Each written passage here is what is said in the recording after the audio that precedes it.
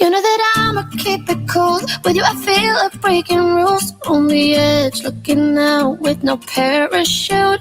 You know I'm dreaming about us too. Playing around without a clue. On the edge, leaning out.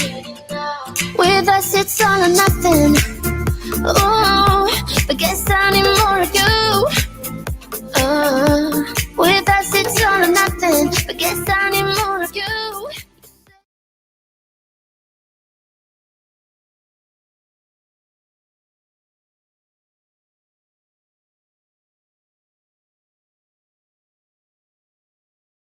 My mic is muted.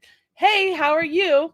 What I was saying was, how do you like that intro? I tried to give us a little something so that you knew exactly what it is we were doing, and I'm very excited. Hi, everybody. My name is Marley Bird, and welcome to essentially video one, but it's not officially video one. This is the, hey, let me get you started so that you know what yarn to choose and how much, or not what yarn, how much yarn to choose for what size of sweater you are making for the This or That Make Along 2024 with Marley Bird. So if you haven't already put together, the two sweaters we are making is the Bellini, or it is the Sandra PDA. The Bellini is a crochet crop sweater, and the Sandra PDA is a knit crop sweater. They are two very similar sweaters, not identical, and a lot of fun to work up. How many of you, show of hands, how many of you have already purchase the ad-free PDFs? That way you have all of the information you need so far, as the pattern's already there, all the sizing information is there, the charts, the stitch diagrams, the video links, like everything you could possibly need are in the ad-free PDF. Show of hands. Oh, there's quite a few of you. Quite a few of you. Just a reminder, you can follow along with this make along for free with the patterns on the website, but those patterns do not include the stitch diagram for the crocheters. They don't include the charts for the knitters, and you have to obviously put up with the ads. I'm sorry, that's how I can actually pay for the ad, or for the free pattern on the blog, is by having the ads. Trust, if I didn't have to have the ads, you guys, I wouldn't. I don't like having them either. They're annoying. I totally get that. However, I also know that there are so many of you that appreciate the fact that there are free patterns available to join in. If you want to join in, you can always click the link in the video description box below to get all the information. There you will find a link to the free pattern. You'll find links to the paid for patterns. Everything, all the links, all the information you need is all right there. And while you're down there, smash that like button, you guys. You know how that works. Smash that like button. We're going to make sure that we let YouTube know that, hey, this is a video other people should watch. The more interaction the video gets, whether it's liking the button, you guys including it into your own playlist. Maybe you have a playlist that you're going to start up that's the This or That Make Along playlist. That's always helpful. As you share these videos with other people, YouTube is like, oh, a lot of people are watching these videos. That's really great. And then, of course, leaving comments on the video, not just the live feed here, but on the video. All of that really helps the algorithm over at YouTube know that other people should be watching these videos. And I just think the algorithm hates me at this point. All right, so let me pull up my OBS system so that way I am sure to make sure that you guys are seeing everything that I'm seeing. I have both sweaters right here with me. The way I'm going to approach today's video is we're going to talk all about the Bellini sweater first. We're going to talk about the crochet sweater first, and then we're going to transition and talk all about the knitting sweater. The reason I'm doing that way is so that way it is all just one video, but if you are watching the crochet one, you can start here at the beginning and watch the crochet. If you're waiting for the knit one, you can, sit back, relax, hang out, and watch the knit one after I'm done with the crochet. Or if you're catching this after the fact, I will be sure to add a timestamp in the video description so you'll know exactly where you need to jump to get to the knit instructions. instructions. Does that work with everybody? So that's how I'm going to approach this today. I've never done a live like this before where I have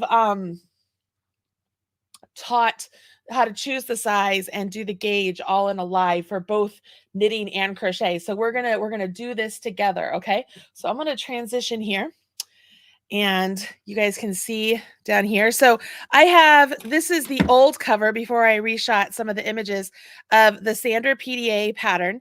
You can see here, it's 32 pages, you guys, and it is chock full of everything you could possibly need, including video links that I've actually already recorded for the Sandra PDA. They're already in there. So like if you wanted to get started, you could do that. So the Sandra PDA pattern is all ready to go. Going to get a clip to put that on there, but I'll just set it over here.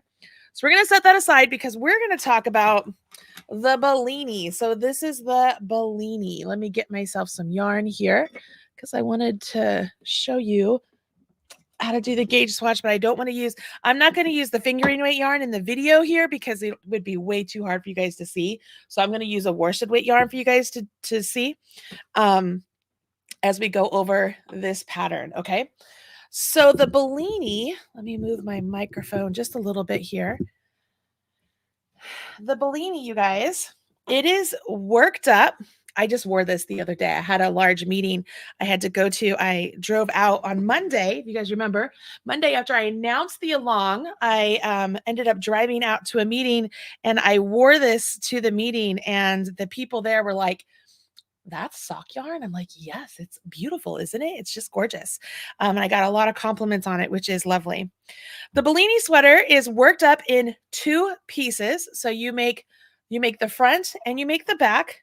Okay, you work up 2 pieces, the front and the back, and then you're going to work up the sleeves. Okay, so it's 4 pieces total, 4 pieces total. Once you do those, you then have the ribbing that you have to do on the bottom portion and the neck portion. That, I will tell you, I feel like that takes the longest. It feels like you're like, yes, I'm almost done. And then you have the ribbing. Now, if you're part of the Marley's Minions Facebook group, you'll know that there have been a couple of people who've already made this piece, and they were kind enough to actually show you their samples. Let me see if I can pull up the pictures that are already shared of these 2 pieces. I mean, they're just beautiful. Sanjani, let's see here. Do I have to, let me see, present, share screen. We're going to share Facebook. That's the one. Okay, so this is Sanjani, you guys. Sanjani made the Bellini top, and then she changed the sleeves, the neckline, and the hem. Now, originally, she did the hem with a different type of ribbing down here, and she made one for herself and for her mom. See this? So that was her original hem, right? She lengthened it down there. And then she loved the ruffles so much that she went back home, took out that hem, and then added ruffles on the bottom, added ruffles for the sleeve and her neckline. It's beautiful. Gives a completely different look to this piece. So this absolutely can be changed and altered. Now there are also this one here. Oh my gosh, how cute is this? So Jackie made the tunic length. Where's the tunic length pattern, you might ask? It doesn't exist. She just doubled up what the full repeat was and made it the tunic length. She still has the ribbing down here at the bottom. She did the same sleeve. She has the ribbing up at the top. She used Yarn Citizen yarn, which I'll put a link to so that you guys can get that if you want to.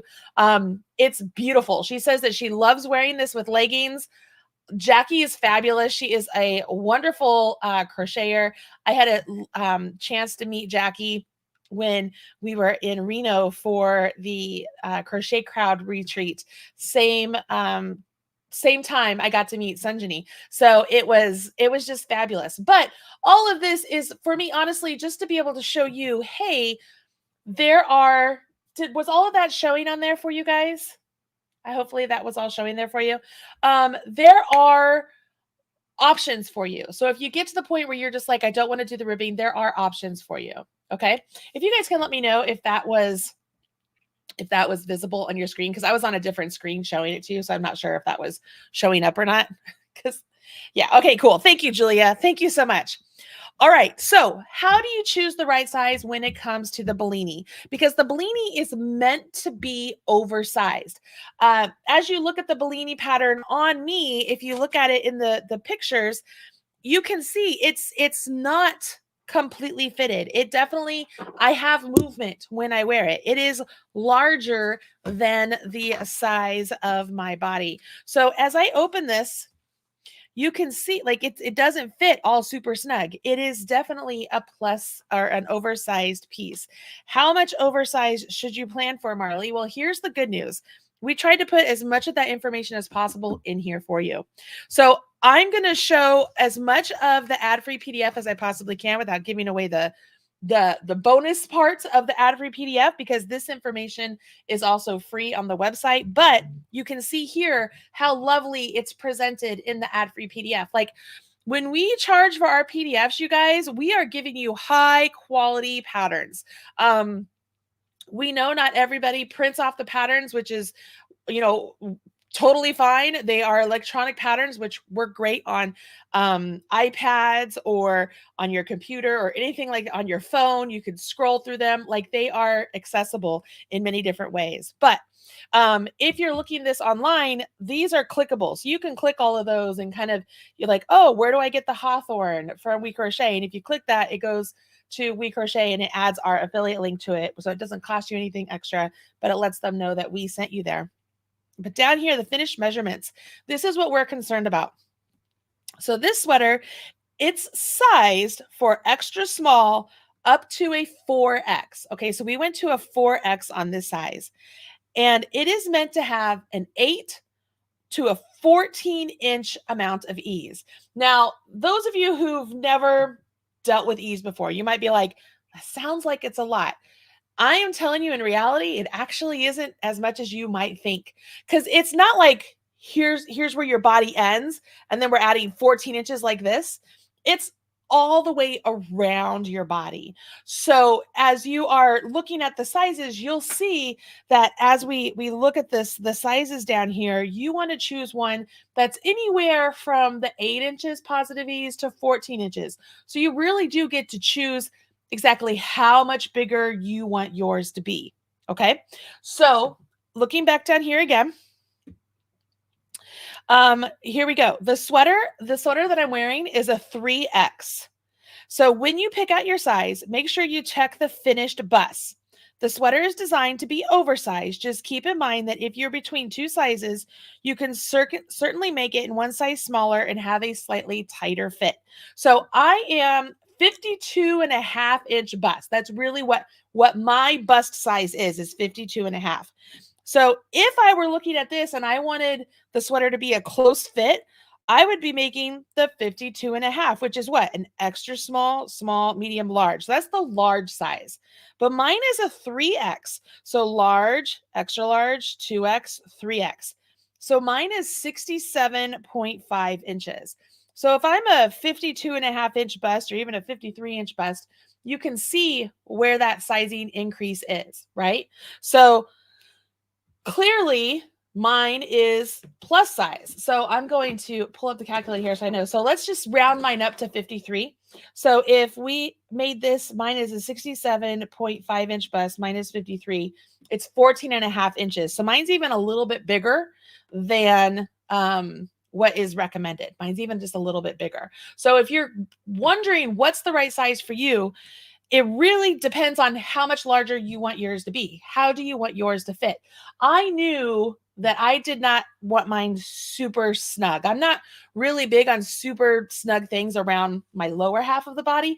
I don't mind things that are snug on the top half of my body. I actually prefer it. But I don't like it very tight on the lower half of my body. And because I know my lower half, my belly and stuff is actually, it's wider than my bust. I knew that I didn't want to go something that was like straight on exactly what my bust size was. I knew I wanted one bigger. What's convenient here is if you have a generic size that you know you typically make the size large, we've already put the size in there that we think a large would be based on what the standards are for what a large size bust is. Does that make sense? But you have wiggle room. You could totally make it as loose or as snug as you want it. But I will tell you, mine fits mine fits amazing. I've worn mine over a tank top with some jeans and it looks cute. When I was away this weekend, I purchased a one of those, it's like a tank, it's not a tank, it's a strappy dress from Old Navy. It's a strappy like linen dress from Old Navy that has flares out at the waist and the longer skirt. I wore the Bellini over top of that and it looked beautiful. So you really you have a lot of flexibility here. And if you're going to make it tunic length like Jackie did, Jackie also made the 3X size. If I remember right, she made the same size I did. And so you can see it's loose on her. It's longer on her. It's adorable. Like it makes me want to have another one because I would absolutely make the tunic length size. I think it was super cute. But as you're choosing the sizes, you really want to choose the size that is anywhere between 8 to 14 inches of your or larger than your bust size. And when in doubt, you guys, one of the best things to do, and I tell you guys this whenever we make garments, I'm going to tell the knitters this also.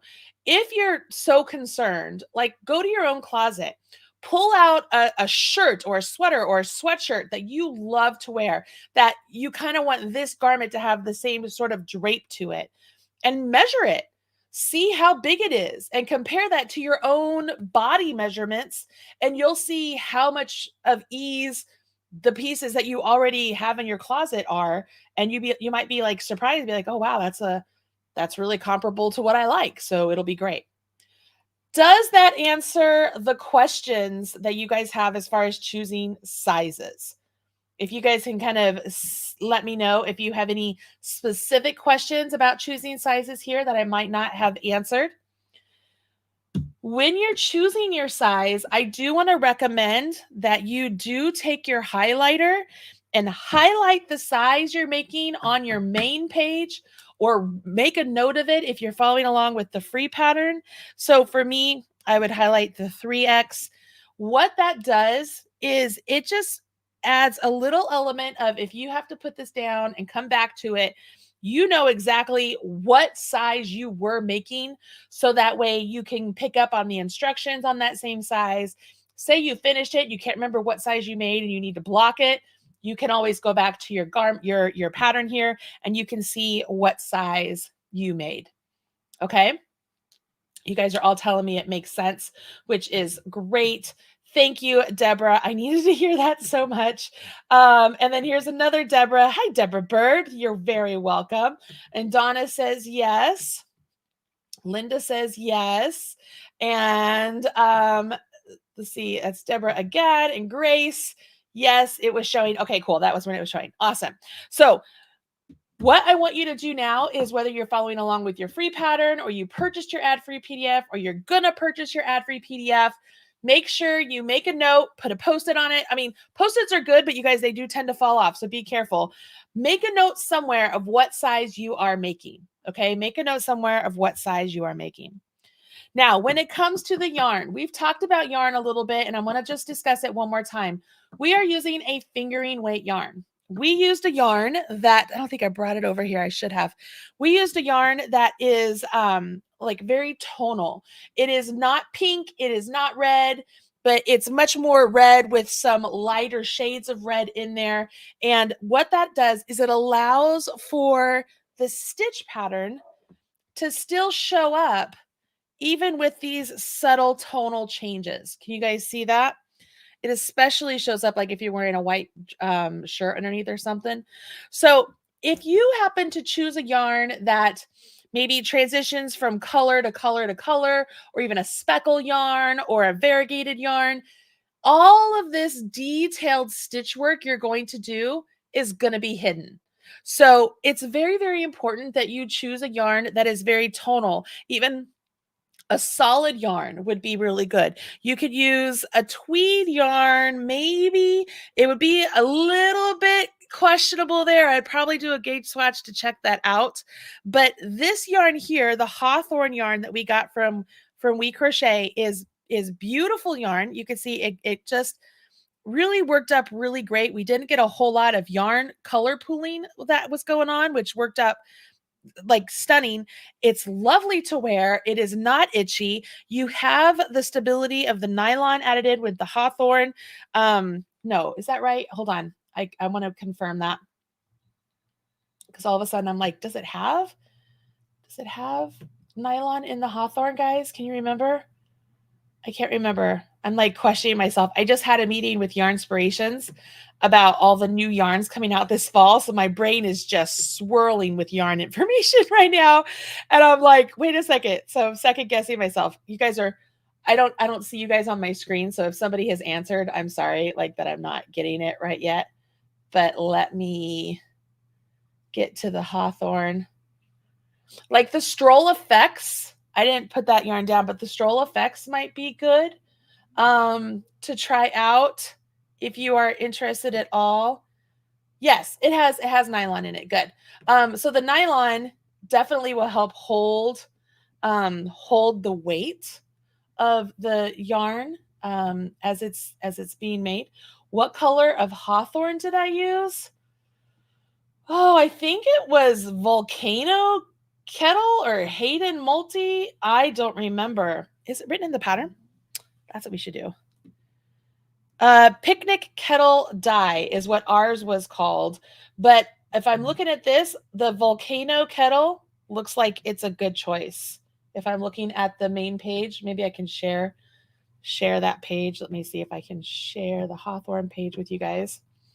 So to me, this color here, the Volcano, that looks just like what mine is, but it was called Picnic Kettle Dye. But this Volcano Kettle, that looks like it would be really good.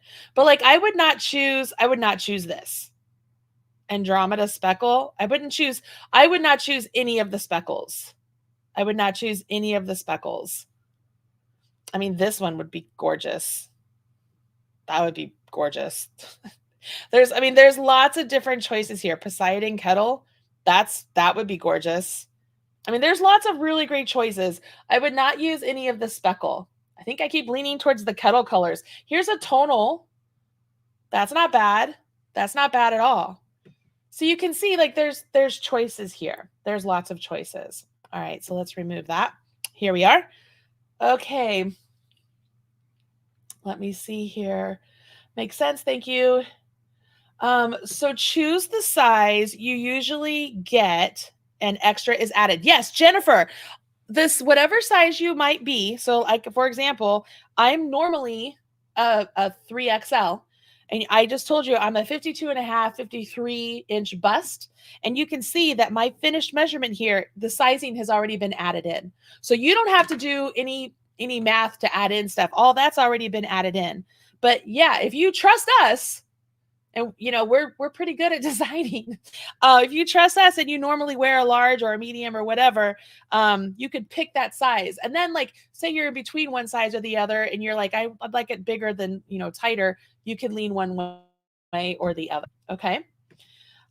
Julia, I do that as well. Julia says, I'd like to highlight all the numbers throughout the pattern that pertain to the size she's making. Absolutely. I agree with you. I do the exact same thing. Let's see here. Tabitha, I saw them and thank you for the variation ideas. You're welcome. Oh, guys, this is Jackie. She's the one who made the tunic length. That is adorable. She did such a great job. So Tabitha, we just talked about that. Michaela, I got that yarn at We Crochet. And if you go to the link in the video description box, which takes you to the blog post for the overall this or that, I talk about the yarns in there, and I give you my affiliate links for the hawthorn and all the other yarn recommendations. But you could check those out for sure. Donna, thank you so much. So it's wool and nylon. That is what the hawthorn is.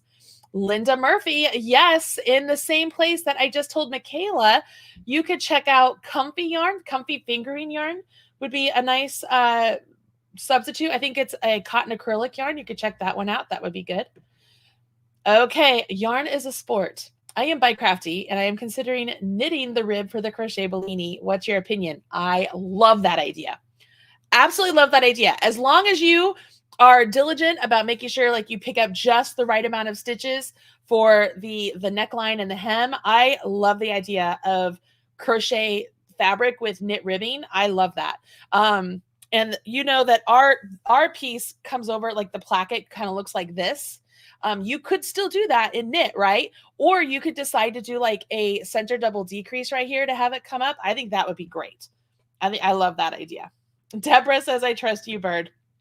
Okay, Marley, could I ask you, is the emotional support chicken popular in the... Yes, it's everywhere. We actually wrote a blog post about it, but I haven't posted. It's everywhere. It's everywhere. Okay, so we've talked about yarn. We talked about sizing. Let's talk about hook size, because this is a very small hook.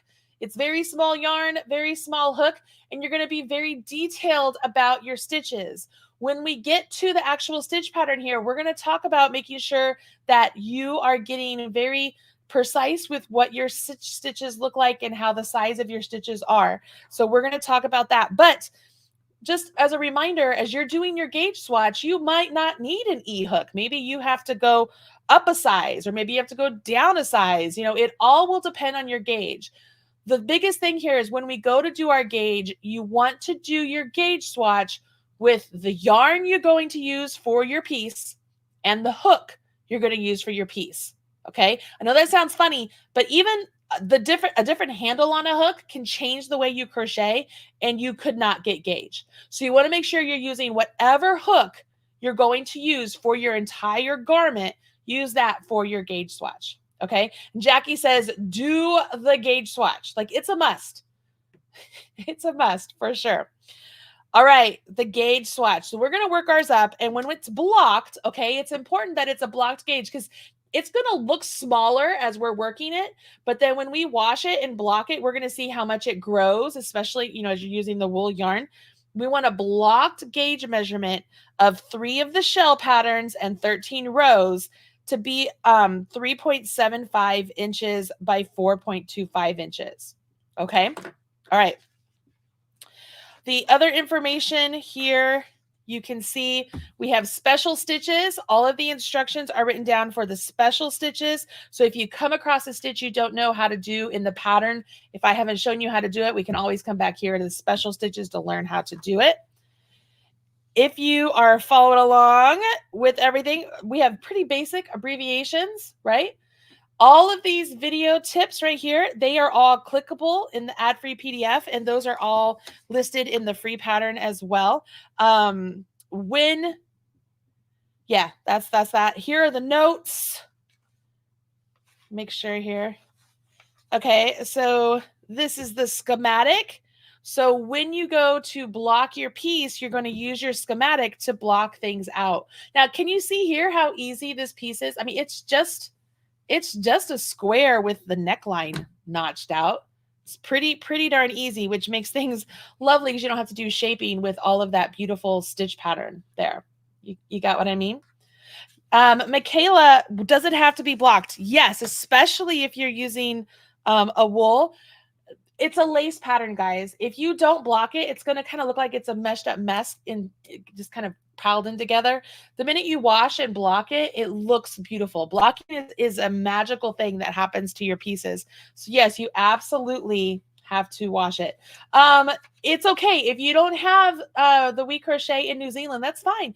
You can get other brands. Like, go and look and find yourself a nice fingering weight yarn that you really like. All right, so I'm going to skip over this, but you can see, obviously, there are stitch charts that are available in the ad-free PDF that are not available in the free pattern, but there are, let's see, 1, 2, 3, 4, 5 pages of stitch patterns. So those are super duper helpful, in my opinion. And then we get to the instructions. So these are the instructions for the entire piece right here, right? These are the instructions for the entire piece. And for the gauge swatch, I'm probably going to have to give you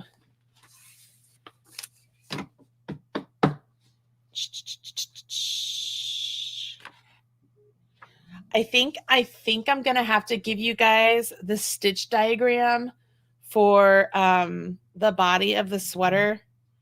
So page 7, I think I'm going to have to give you that stitch diagram so that way you can make the gauge swatch, because I don't think, I mean, you could follow these instructions on this large piece, but it doesn't give you the gauge swatch. So I think I'm going to have to give that to you. So I'm going to show it here, and I will add it to, I will add this chart right here.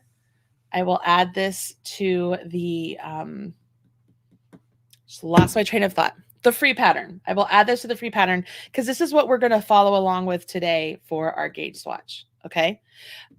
The thing here is that as we're working through this, let me come down here and then let's focus, focus, focus, focus, focus. It's focused right there. As we're working through this, you'll see that, you know, the stitch pattern, it just repeats itself, right? We work it up here, and then it shifts over here, then it shifts over here, shifts over here. And then we have this nice little delineation line, and then it continues on. We do this pattern, we do it up here. It's really great because as you get going along, you're like, all right, this is awesome. I understand what's going on. So let's go ahead and work this up together. And like I said, I will put this on the free pattern. I can't do it right now as we're talking, but I will do it after the fact, after the video's done.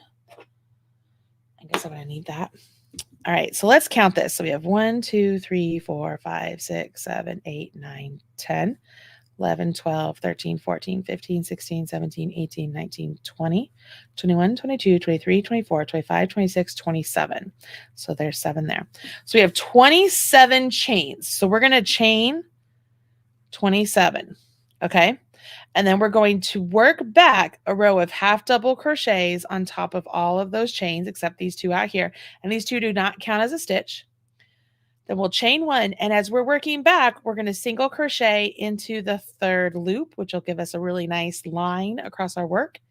And then we're going to jump up here into this lace pattern, which includes these shells.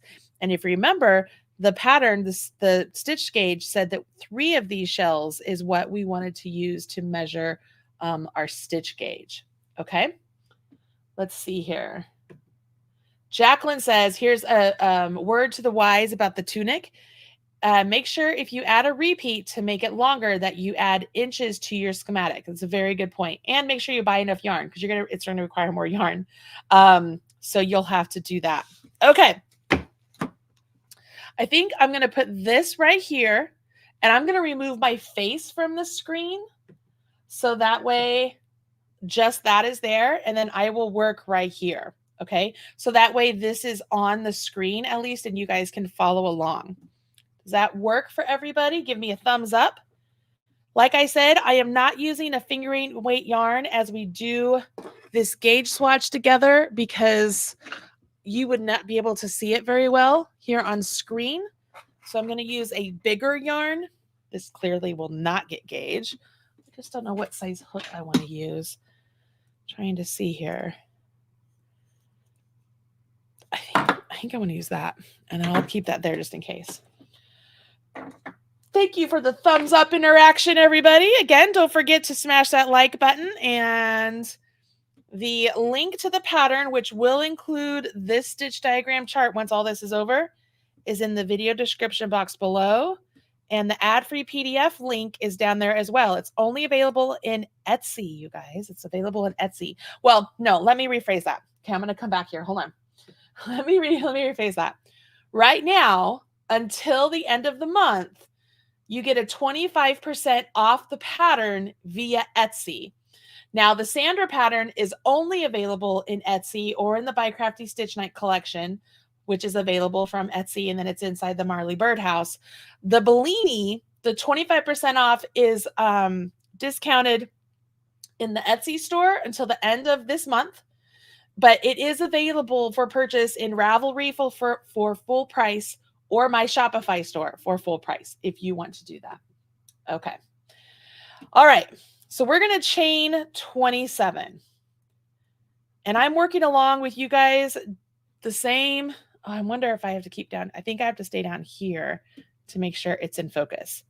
If I make any mistakes, we'll know together. See, 2, 3, 4, 5, 6, 7, 8, 9, 10, 11, 12, 13, 14, 15, 16, 17, 18, 19, 20, 21, 22, 23, 24, 25, 26, 27.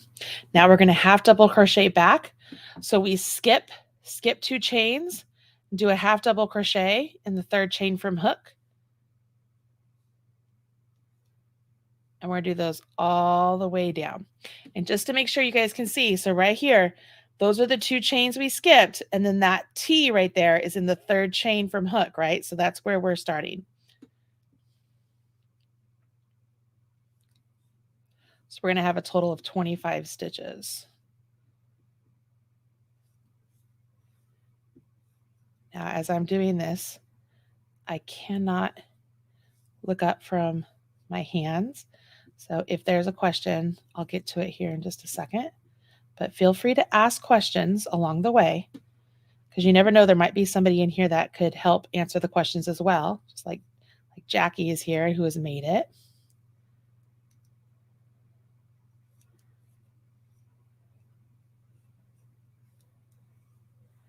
This first part, I swear, it's the hardest part, I think, of all of it. It's just this first part. Just like any pattern, right? I think working into the beginning chain is always the hardest part.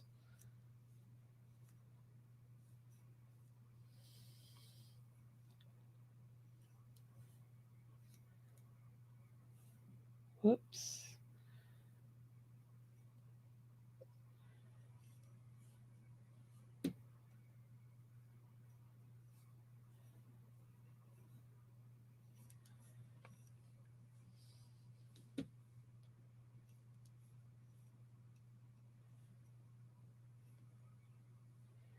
When I have the stitch diagram in focus, it doesn't want to focus in my hands because, you know, they're on a different level this way to the camera. Makes it a little bit tricky.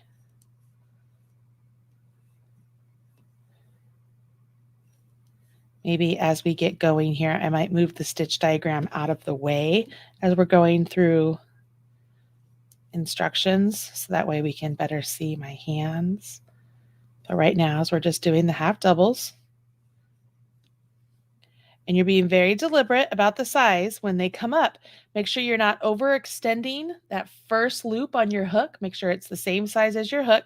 And you're going to do that throughout everything. You're going to be very deliberate about the size of your stitches as they are compared to the size of your hook. Okay? Be very deliberate. That's what the hook is there for. That's why there are different size hooks. You're using those as a way to make sure all of your stitches are the same size. When I get done here, I'm going to count, make sure I have 25 half double crochets. 1, 2, 3, 4, 5, 6, 7, 8, 9, 10, 11, 12, 13, 14, 15, 16, 17, 18, 19, 20, 21, 22, 23, 24, 25. All right, so I have 25. Okay, the next set of the instructions here, we're going to chain 1, and then we're going to single crochet in the 3rd loop all the way back. Okay, so I'm going to move this because I've got to come up here, and we're going to focus in on my stitches as they're up here because I need to see them closer to my face. Come on, there we go. So we're going to chain 1 and turn, or turn and chain 1, totally up to you. Okay, totally up to you. Now, the 3rd loop, what the 3rd loop is going to do, you see how when we turn this like this, all of those right there, as you're looking at the side, those look like V's. We want to keep those there. So we're going to come back here, and we're going to go into the third loop.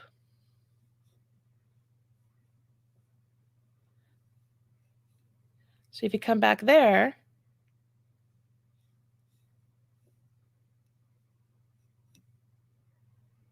am I doing this right? I just want to make sure I'm doing this right.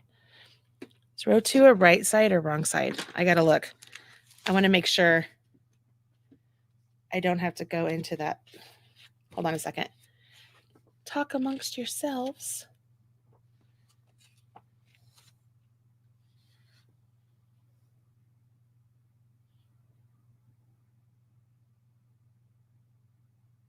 Yeah, that third bar on the front of the fabric. We want to go into the third bar on the front of the fabric.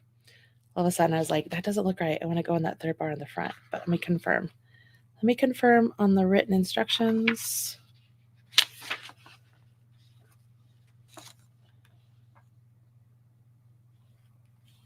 Yeah, because row 2 is a wrong side. All right, that's what I thought. Okay, so as you're looking at this back here, we're on the wrong side. So if I went to this essentially back loop there, it would leave that V look in there.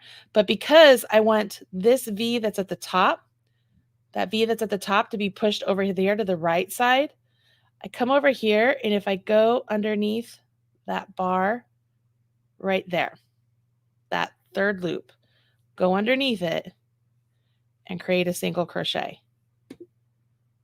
Go underneath that bar there and single crochet. If this were the right side, we would go into the stitch that I had gone into before, but because this is the wrong side, we're going into this one here. You guys see that? Now, if you want to take a minute at all and put a marker on the right side of your work so that you know which side is the right side, now would be a good time to do that.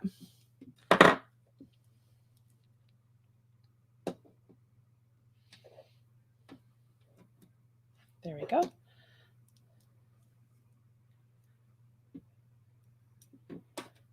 My yarn here.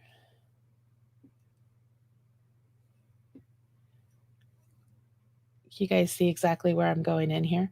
So if you're looking at the top of your piece, so this would be the front loop, that'd be the back loop, this third loop here, it's like on the front right here.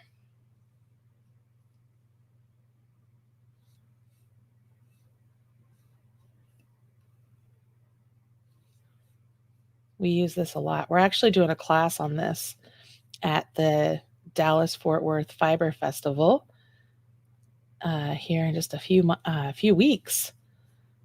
Very excited.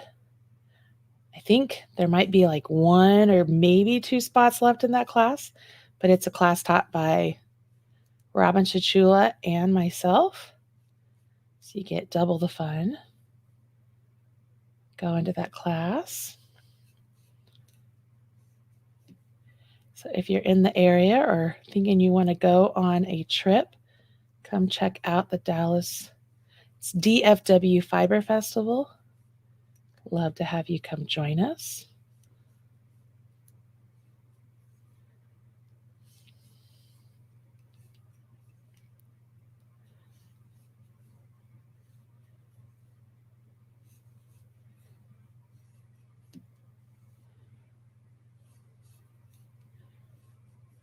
Almost to the end.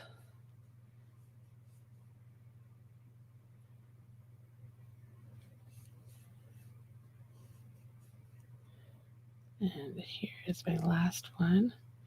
Don't mind those chain 2s sticking out there. Okay, they're going to just go right into our seam. All right, so this is what it looks like on the back side. But on the right side, see how we get this really beautiful line of V's? I love it. It's so pretty. All right, get to the end of the row, chain 1 and turn. So we are on row 3. Let's bring our project back in and let's get focused again. Oops. All right, so we're down here, row 3. We're going to chain 1. We're going to single crochet into the top of that single crochet.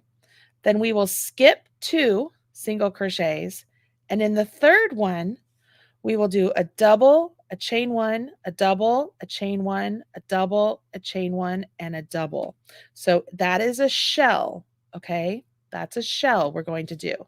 Then we'll skip 2 singles and put a single in the next. Skip 2 singles, do a shell, so on and so forth. We're going to do that all the way down, okay? Let's move this out of the way again. Pick this up and then refocus. So this is the kind of stuff that would normally be done if I was recording a video, but we're doing this live together. All right, so I chained 1 and I turned. So I'm going to work right into my single crochet. Do a single crochet in that first stitch. Okay.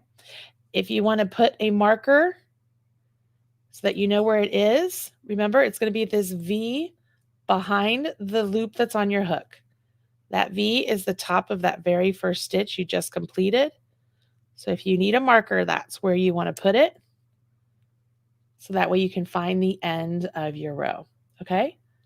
It's like Laura's planning on going to DFW. All right, so now we're going to skip 2 single crochets. So we skip 1, skip 2. In this third one, we're going to go through both loops here, right? We're going through both loops. We're going to do a shell. So we yarn over our hook, skip 1, skip 2, go into the third, go into the stitch, yarn over, and pull up a loop. Have 3 loops on our hook, yarn over, draw through 2, yarn over, draw through 2. Okay, yarn over, draw through 1, that's your chain. Now I do want to point out, in case there are some of you here that are used to amigurumi, where you do the yarn under, that will tighten up your gauge and you're not going to get gauge very easily. So make sure you are doing the yarn over, okay? It goes over your hook. All right, so let me do that again. Go to the same stitch, work our double crochet. Everything is yarn over, chain 1. Do it again. We're going to have 4 total double crochets. So there's a double, chain 1. This is my last double. There's my shell. All of that was done into that stitch. So now I skip 2. In the next one, I do a single crochet. You guys with me?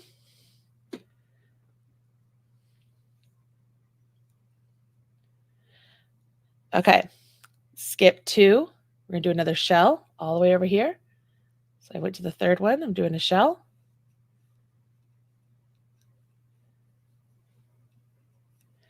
You want to make sure as you're going into each stitch, you're keeping the loop that's on your hook, keep it the same size as your hook.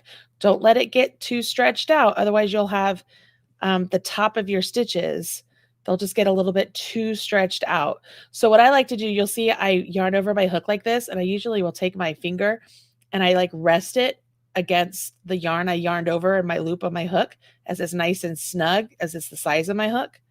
And then I'll go into the stitch, yarn over, pull up a loop, make sure everything is still the same size. You'll see my finger goes back here to push it and make sure it all stays the same size. I make sure that this loop here, the first one I started with, is still the size of my hook. Yarn over, draw through 2. Now here's where it's real easy to let that one get a little bit too big, and then you're like, oh, I'm going to yarn over. Now that's too big, too much slack, and you're not taking control of your stitches, like the size of your stitches. You're not controlling them, so they aren't going to be consistent. So make sure everything is always the same size as what's on your hook. Oh, okay, I didn't need to do that yarn over because I think I did 4. 1, 2, 3, 4. Perfect. Skip 2, single crochet in the third. Skip 2.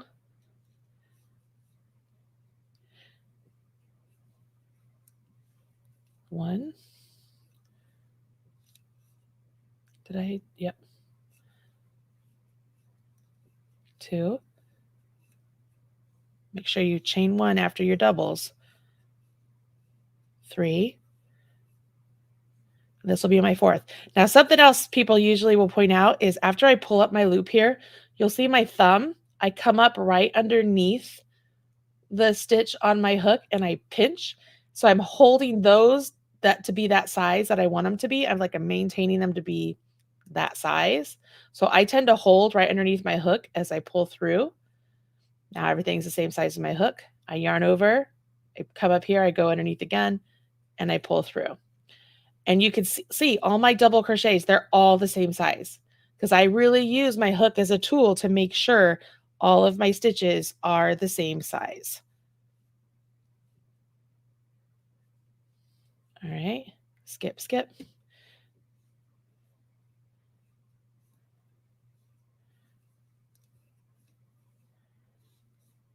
Oops. We're going to get going here on all this.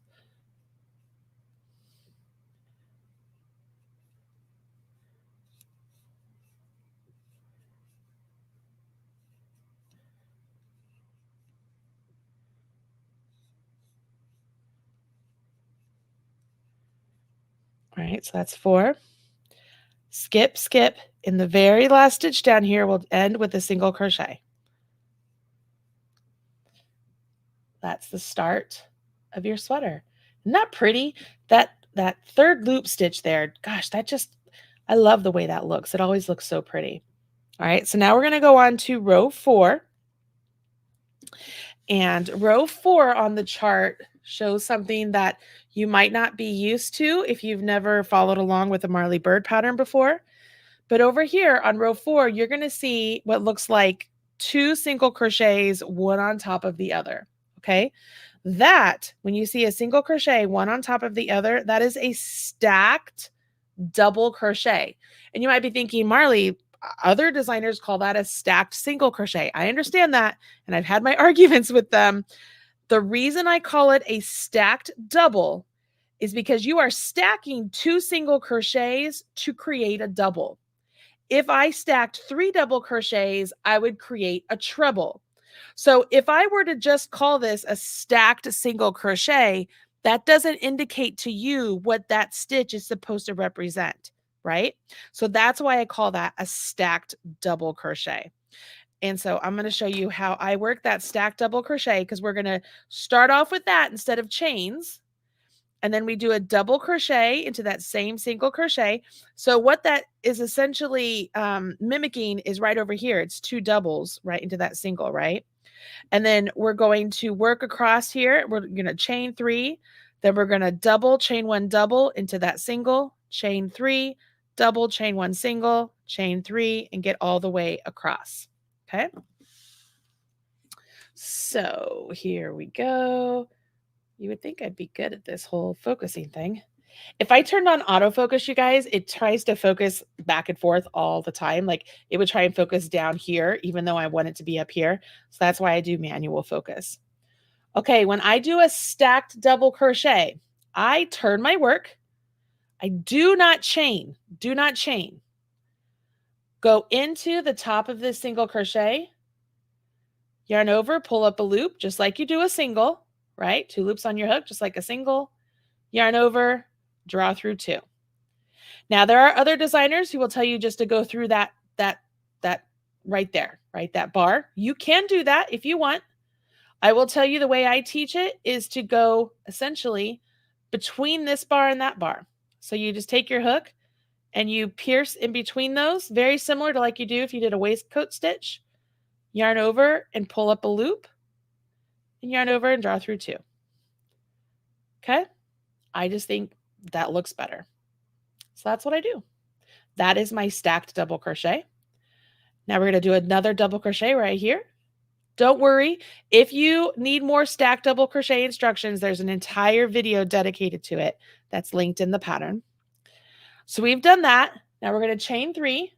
1, 2, 3. We skip over the entire shell, right? And we're going to come all the way over here to this single.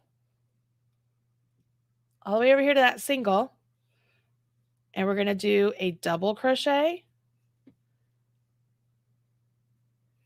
chain 1, and another double crochet.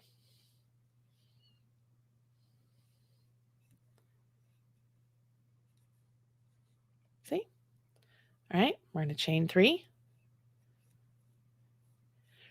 just a side note, as we're doing this row, it should not be like pulling in on your fabric, right? Because we don't want this row to pull our sides in. So your chain threes should get you all the way across to where we're going to do this double crochet, and everything should lay nice and even, comfortable. Nothing should be pulling too much. It should be just the perfect little segue for this row 4 here.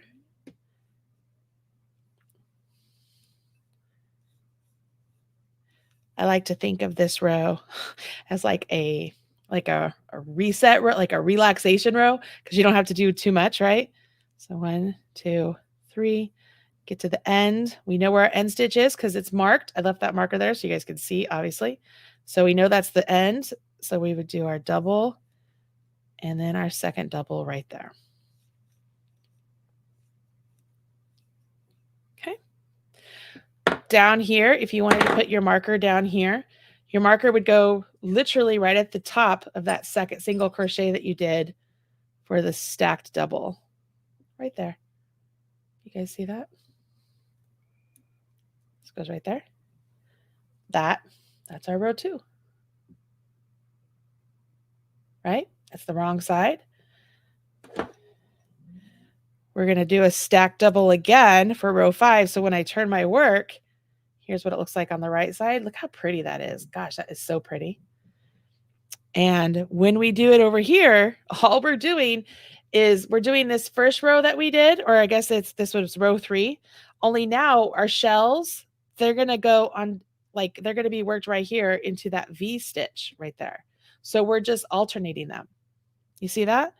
So like these are the stitches you need to know so far for this piece.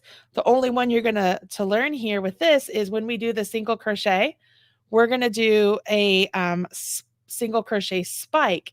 So we're going to work around these 3 single crochet down here into this chain space right down here. And the reason I know that, I'm going to show you guys.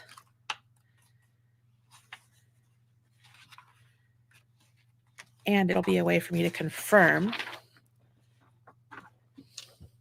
So as we look on here, we're going to go to the spike. Is it here? Here it is. Single crochet spike. Insert your hook into the stitch indicated 1 row below. So that's going to be our chain 1 space. And this, we're going to work over the chain 3 spaces. Yarn over and pull up a loop, long loop over the skipped rows, yarn over and draw through 2 loops on your hook. It's going to give us a spike stitch. So it's not like mosaic. We're going to go around it. Okay. All right. So looking at this on row 5 right here, we're going to do our stacked double. Then we're going to put a double on top of that chain 1 and a double next to that. Then we're going to do our spiked single down here, and then we're going to do a shell. Then spiked single, and then a shell. Spiked single, and then a shell. Okay? These are the stitches you need to know. You got this. Let's jump in.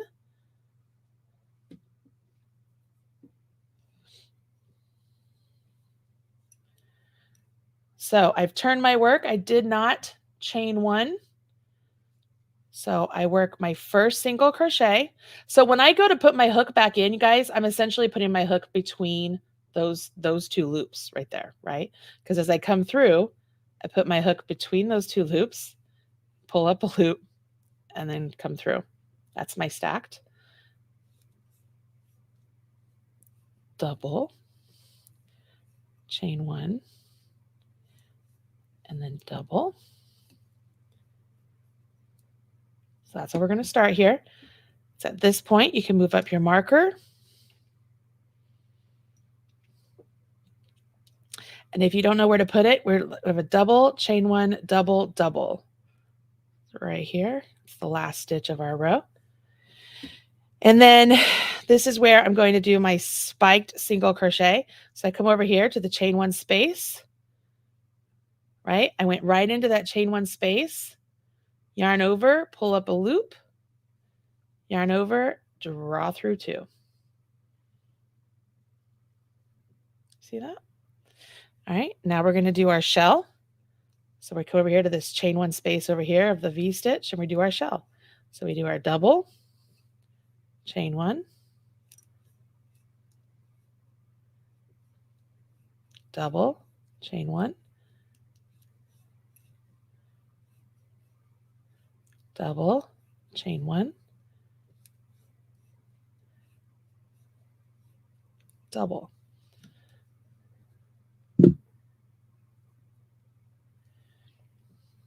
Come down here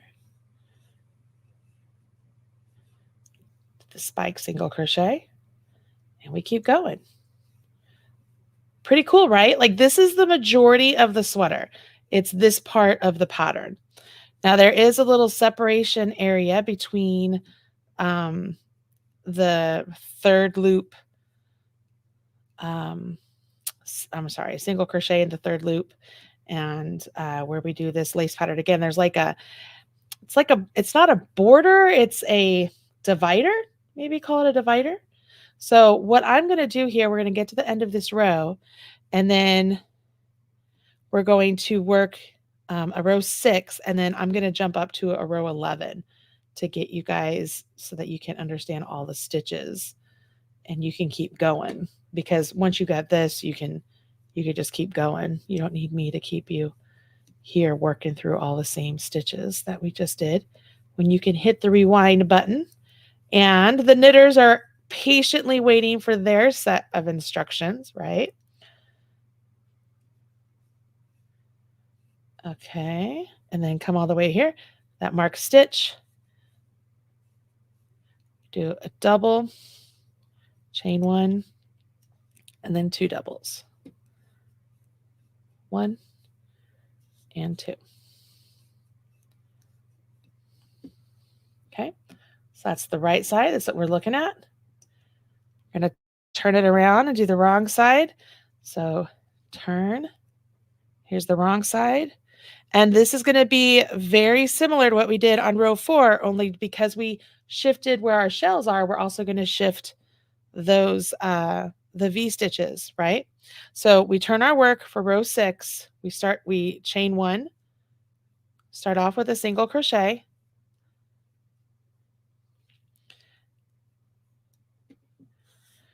And for this one, there is a chain 1 here to help things even out where they need to be. And now we're going to do the V stitch right here into this single crochet. Single, chain 1, I'm sorry, not single, double, chain 1, and then double, chain 3. Come over here to this next single crochet, do our V stitch,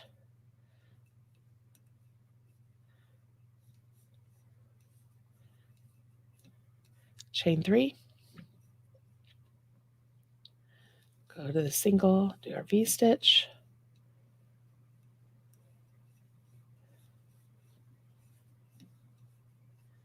chain 3, V stitch,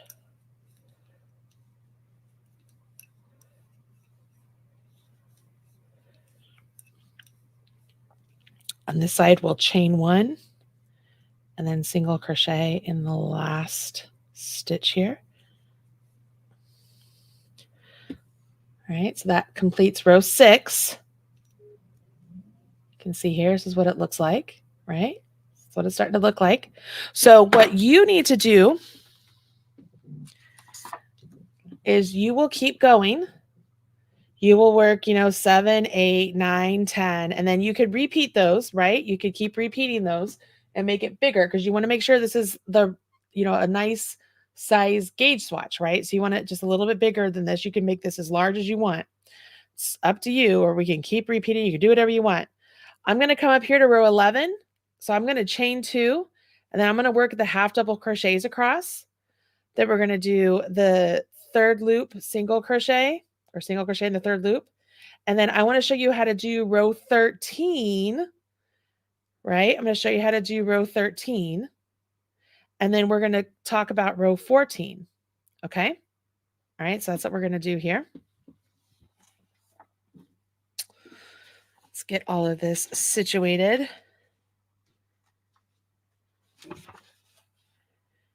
Let me see here. I want to show you. I'm sorry, I'm looking through some paperwork real quick. Talk amongst yourselves. Talk amongst yourselves. Sorry, you guys. This is the part where when I'm filming, it allows me to, pause. All right. So we're going to do our half doubles.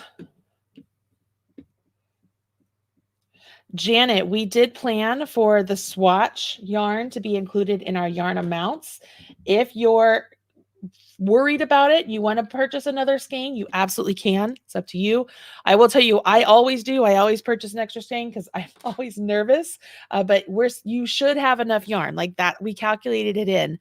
But if you're nervous about it, you absolutely can always buy an extra skein of yarn. Totally up to you. All right, so we're on row 11 here. So I'm going to turn. I'm starting row 11. So I'm going to chain 2.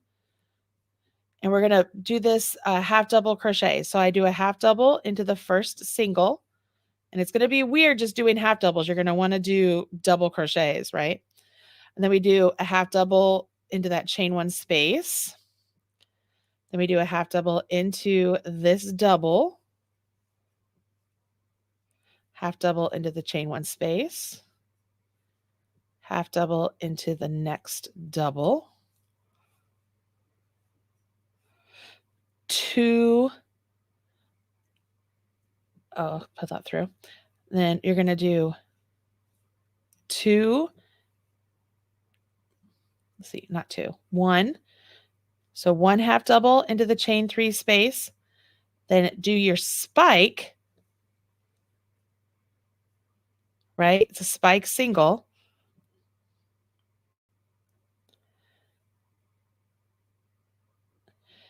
No, it's a spike double. So we're going to do a spiked double. So we're going to yarn over, come down, yarn over, pull up a loop, yarn over, go through all 3. And then we do another half double into that chain 3 space. So we're just making sure that we get half doubles all the way across. So that way we have 25 stitches at the end.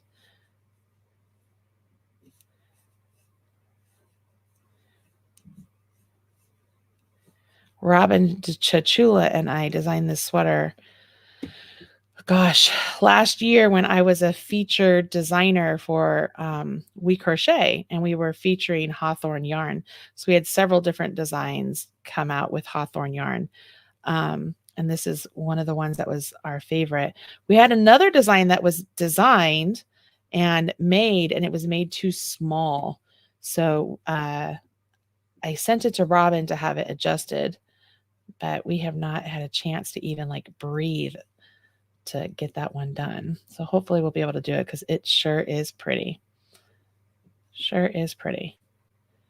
When this is done, I'm going to count and make sure I have 25 stitches. That's what I should have.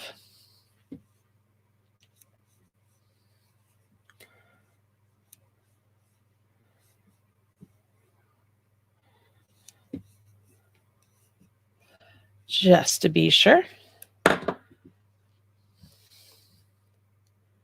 So 1, 2, 3, 4, 5, 6, 7, 8, 9, 10, 11, 12, 13, 14, 15, 16, 19, 20, 21, 22, 23, 24, 25. All right, so we're going to turn and do that single crochet in the 3rd loop again. So chain 1 and turn. If you remember, we're going to come down here into that stitch. See that? That stitch right there. Do a single crochet. And that's going to push the top of the half double crochet, the V that's at the top, it's going to push it to the front and give us a really cool line working across.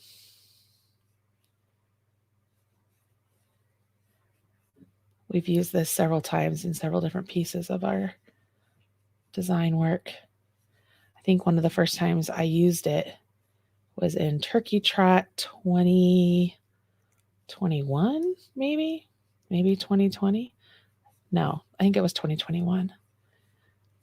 And then I used it in a hat pattern. I don't know. We've used it quite a bit. We like it.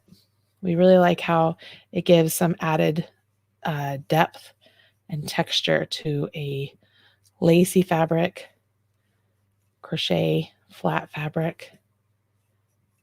It really gives a great look. And it's really not hard to do. It's rather easy to do here. You can get a somewhat similar look if like you were doing post stitches, like a post single crochet and stuff. You can get a different look. There's so many different things you can do here. Okay, this next row is one of the last rows. I mean, essentially it's the last row you probably don't know how to do. So here we go. That was just the finish of row 12. Okay, the finish of row 12. So we're going to go to 13. So we turn our work. We do not chain. We're going to do our stacked double. This is one of the singles. This is the second.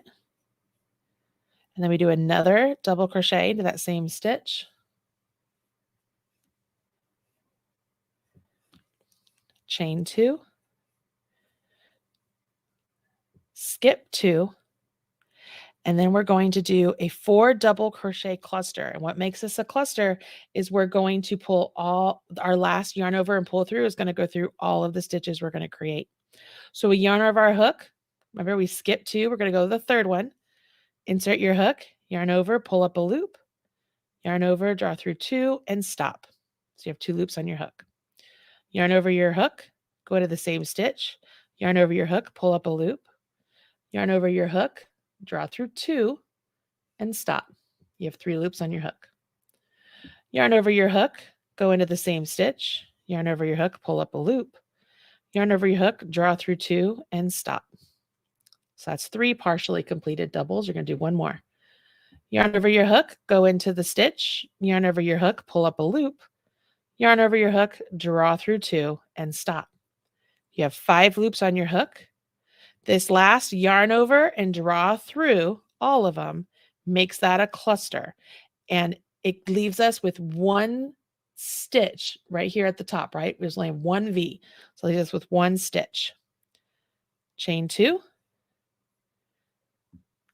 Skip 2. So skip 1, skip 2. In the third one, we want 2 double crochets. So there's 1 and 2. No chain between them, just 2 double crochets. Chain 2. Or do the 4 double crochet cluster again. Skip 2, go into the third, partially complete 1 double, partially complete 2 doubles, partially complete 3 doubles, partially complete 4 doubles. Yarn over, draw through all of them, chain 2, skip 2, 2 double crochets,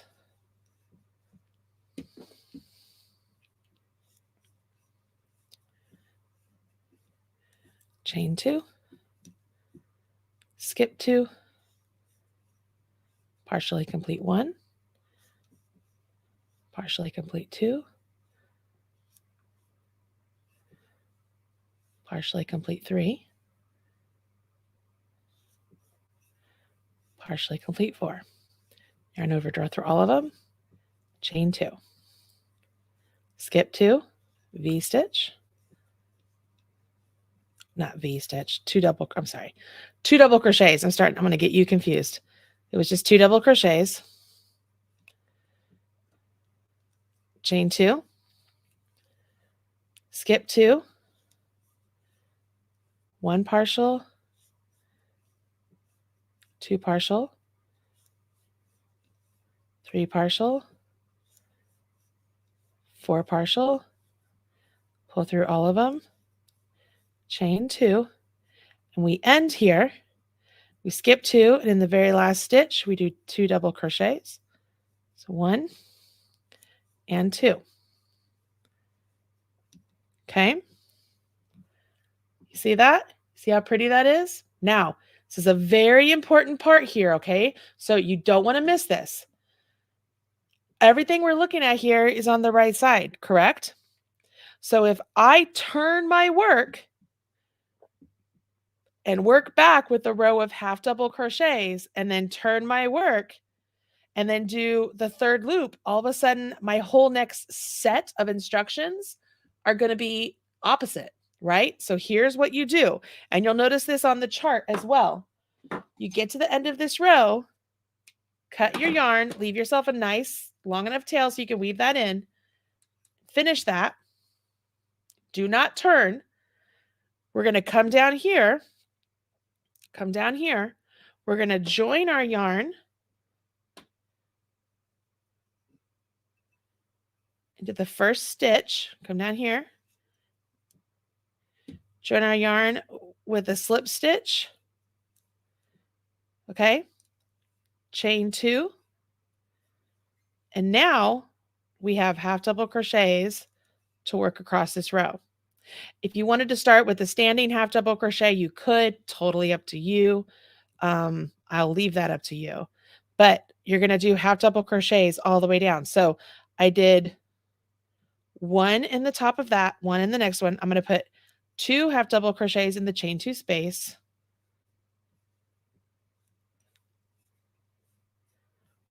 1 half double crochet in the top of this cluster. 2 in the next chain 2 space.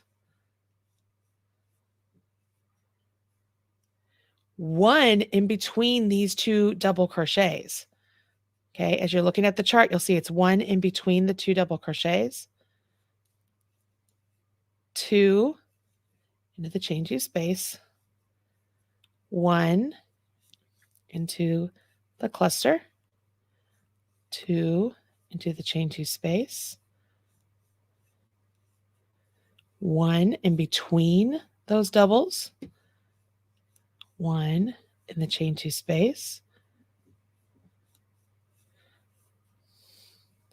1 in the top of the cluster. 2 into the chain 2 space. 1 in between the 2 doubles. 2 into the chain 2 space. 1 in the top of the cluster. 2 into the chain 2 space.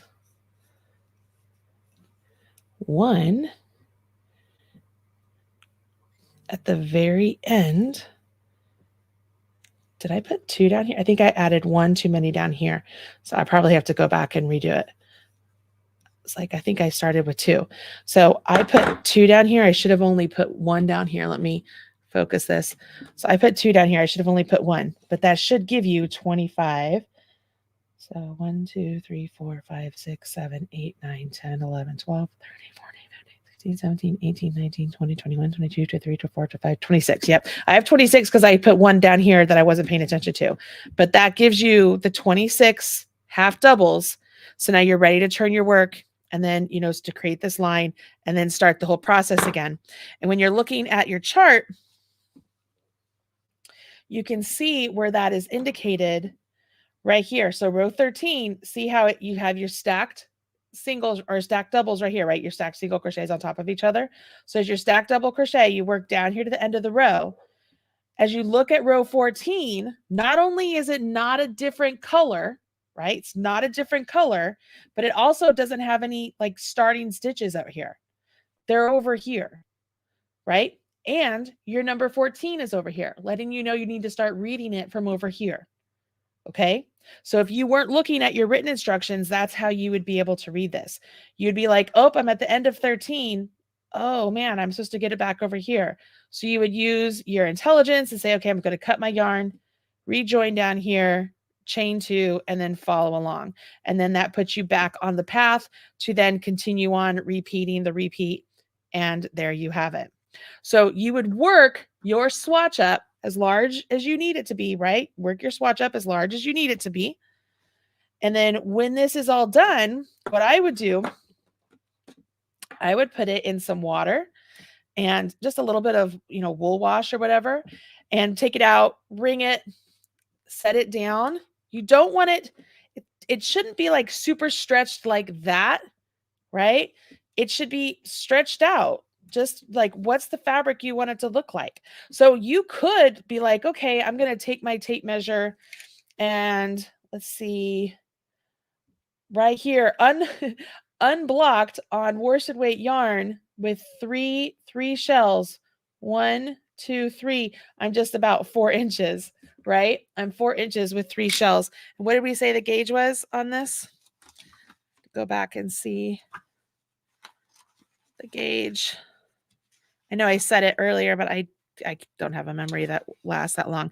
So 3 shells is 3.75 inches.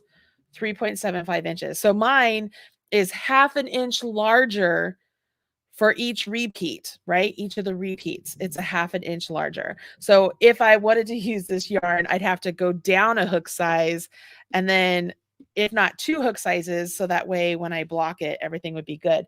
But you could block this out so that the three shells are 3.5 or 3.3.5. See, I've already forgotten.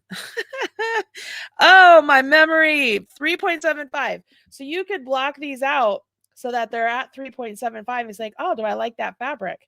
And just see if that's what you like. And then you can see if your gauge swatch works for you.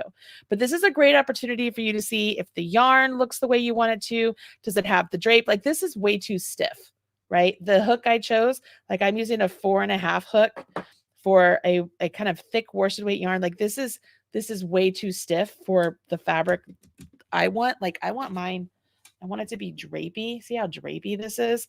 This is like, it wants to stand up on its own. So you definitely want this to look just nice and stretched out, just a little bit, not too much. You don't want to overstretch it, but let me turn it so that you can see here. You can see how beautiful the fabric looks. Like this is the shell section. This is the divider part that I was talking about. You can see how subtle that single crochet through the 3rd loop looks. It just gives that really great, lovely texture. Like it's really pretty. Okay. All right. So what you need to do now is I want you, if you're doing the Bellini, I want you to get your yarn. I'm going to put this chart up on the blog so that way you guys can follow along with that if you want, or if you wanted to follow along with the written instructions but just have a different stitch multiple, obviously you could do that, so that way you could work it up that way. But I'll put the chart here that we just followed along with on the blog so that you guys can follow along with that. Work up your gauge swatch, wash and block your swatch, and see if you're happy with what your results are. And my guess is that you probably will be. I'm thinking. All right, let me see here.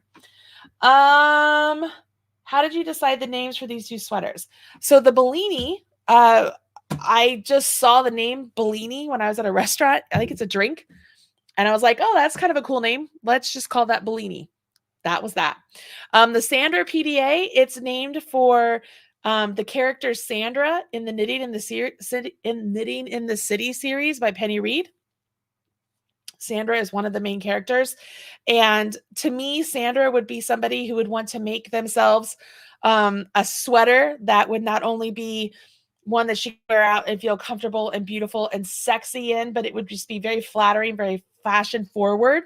And so that's how the Sandra PDA. Sandra is also very much, she's a very sexual creature. We just figured she would absolutely be in like public displays of affection. So for the longest time, we just called it the PDA sweater, but it's Sandra's PDA sweater. So that's how that name came to be. All right. Any questions about the Bellini before we switch gears and turn over to the knitting? Because those knitters have been very patient. They've been very patient waiting for us. I'm going to put my hook away while you guys are getting a chance to catch up here and finish this all off. So that way I could put this aside in case I need to show it later on at some point in time. Jackie says the Bellini is a drink that is delicious. I think I've had one. I think I had one when I was at Disney with Brianna, from Brianna K Designs. Pretty sure we had a Bellini there. We always have so much fun when we're together, so it's wouldn't surprise me if we did. All right. Finally, it's knitting time, Craig. Craig, I feel like you should be, I always say that. You should just come down here and be like, Marley, I hear you're doing a live. Can I come hang out? You could sit in the yellow chair. But then when it was time to learn, you'd have to look over my shoulder. That would be funny.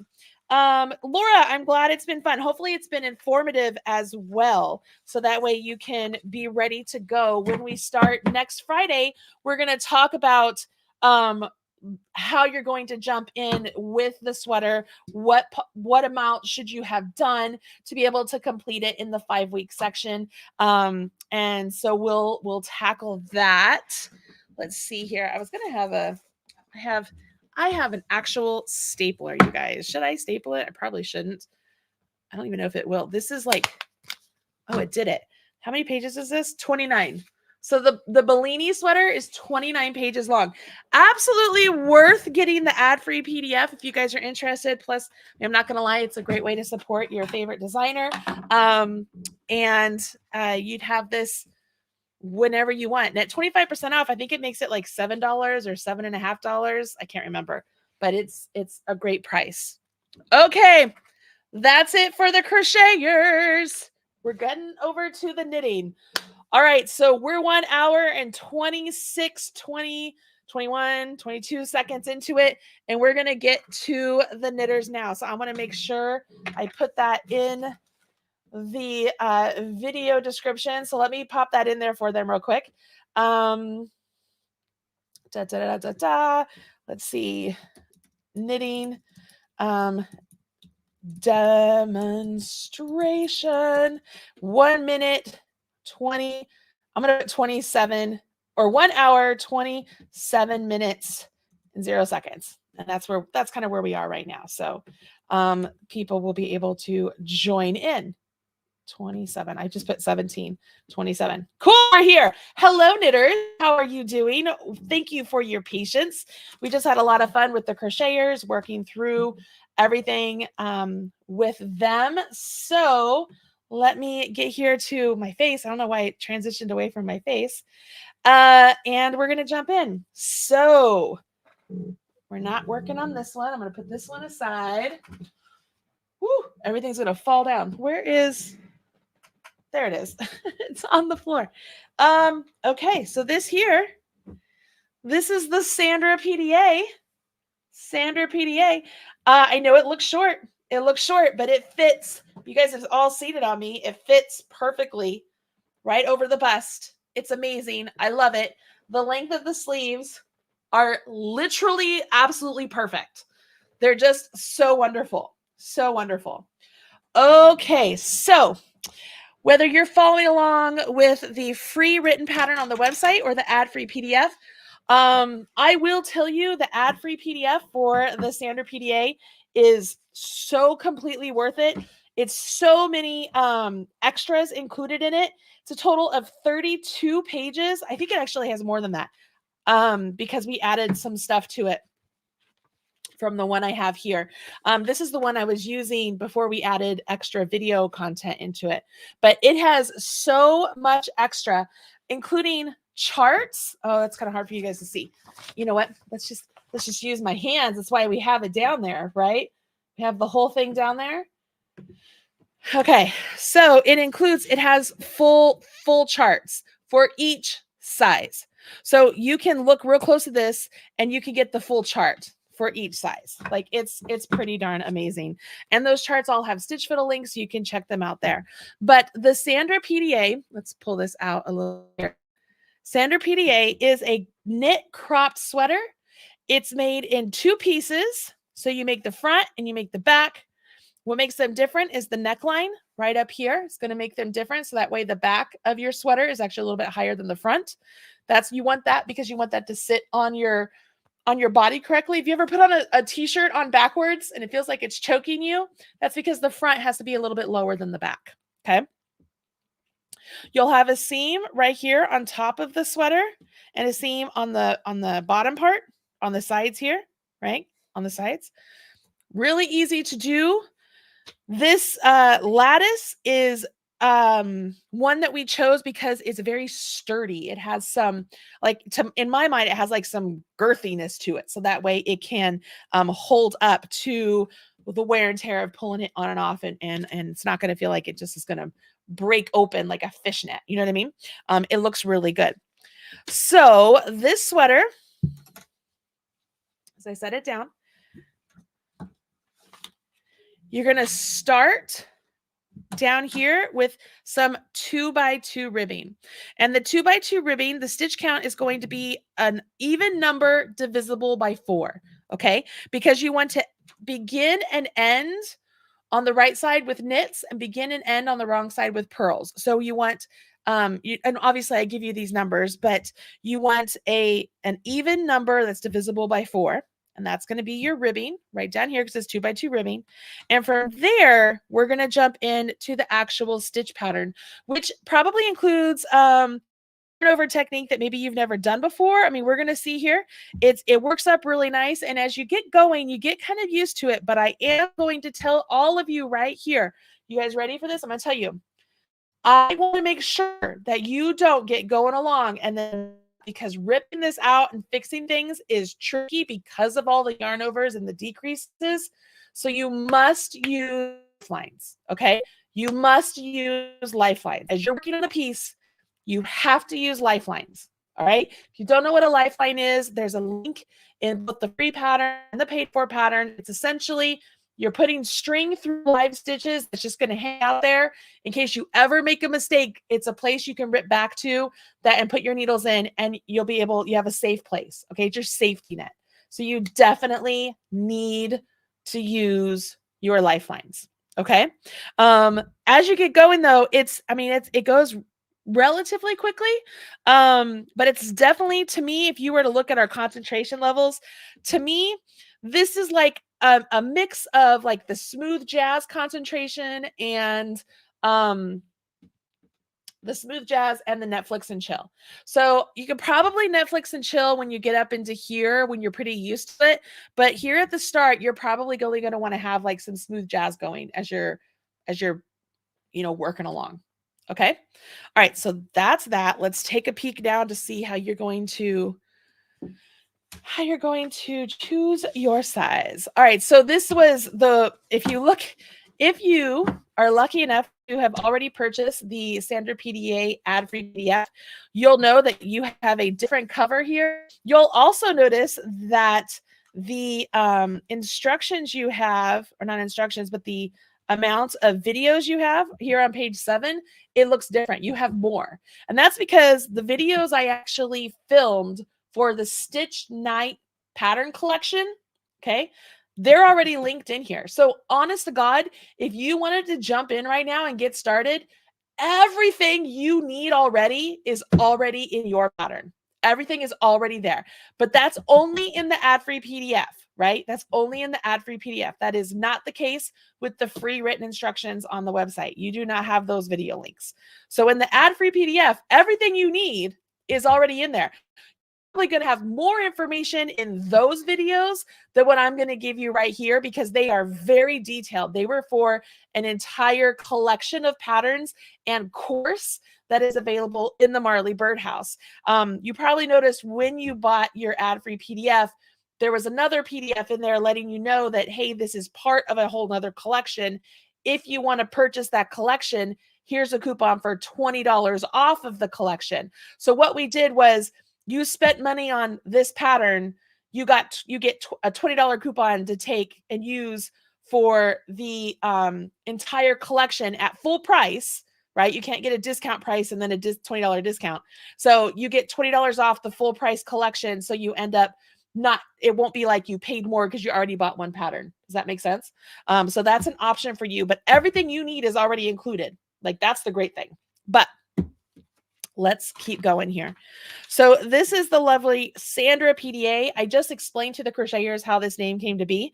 This pattern was part of the design of Stitch Night collection, which it was inspired by the Penny Reed Knitting in the City books. I collaborated with this fantastic author to come up with different designs that really spoke to me as the reader of what I thought the different characters would make.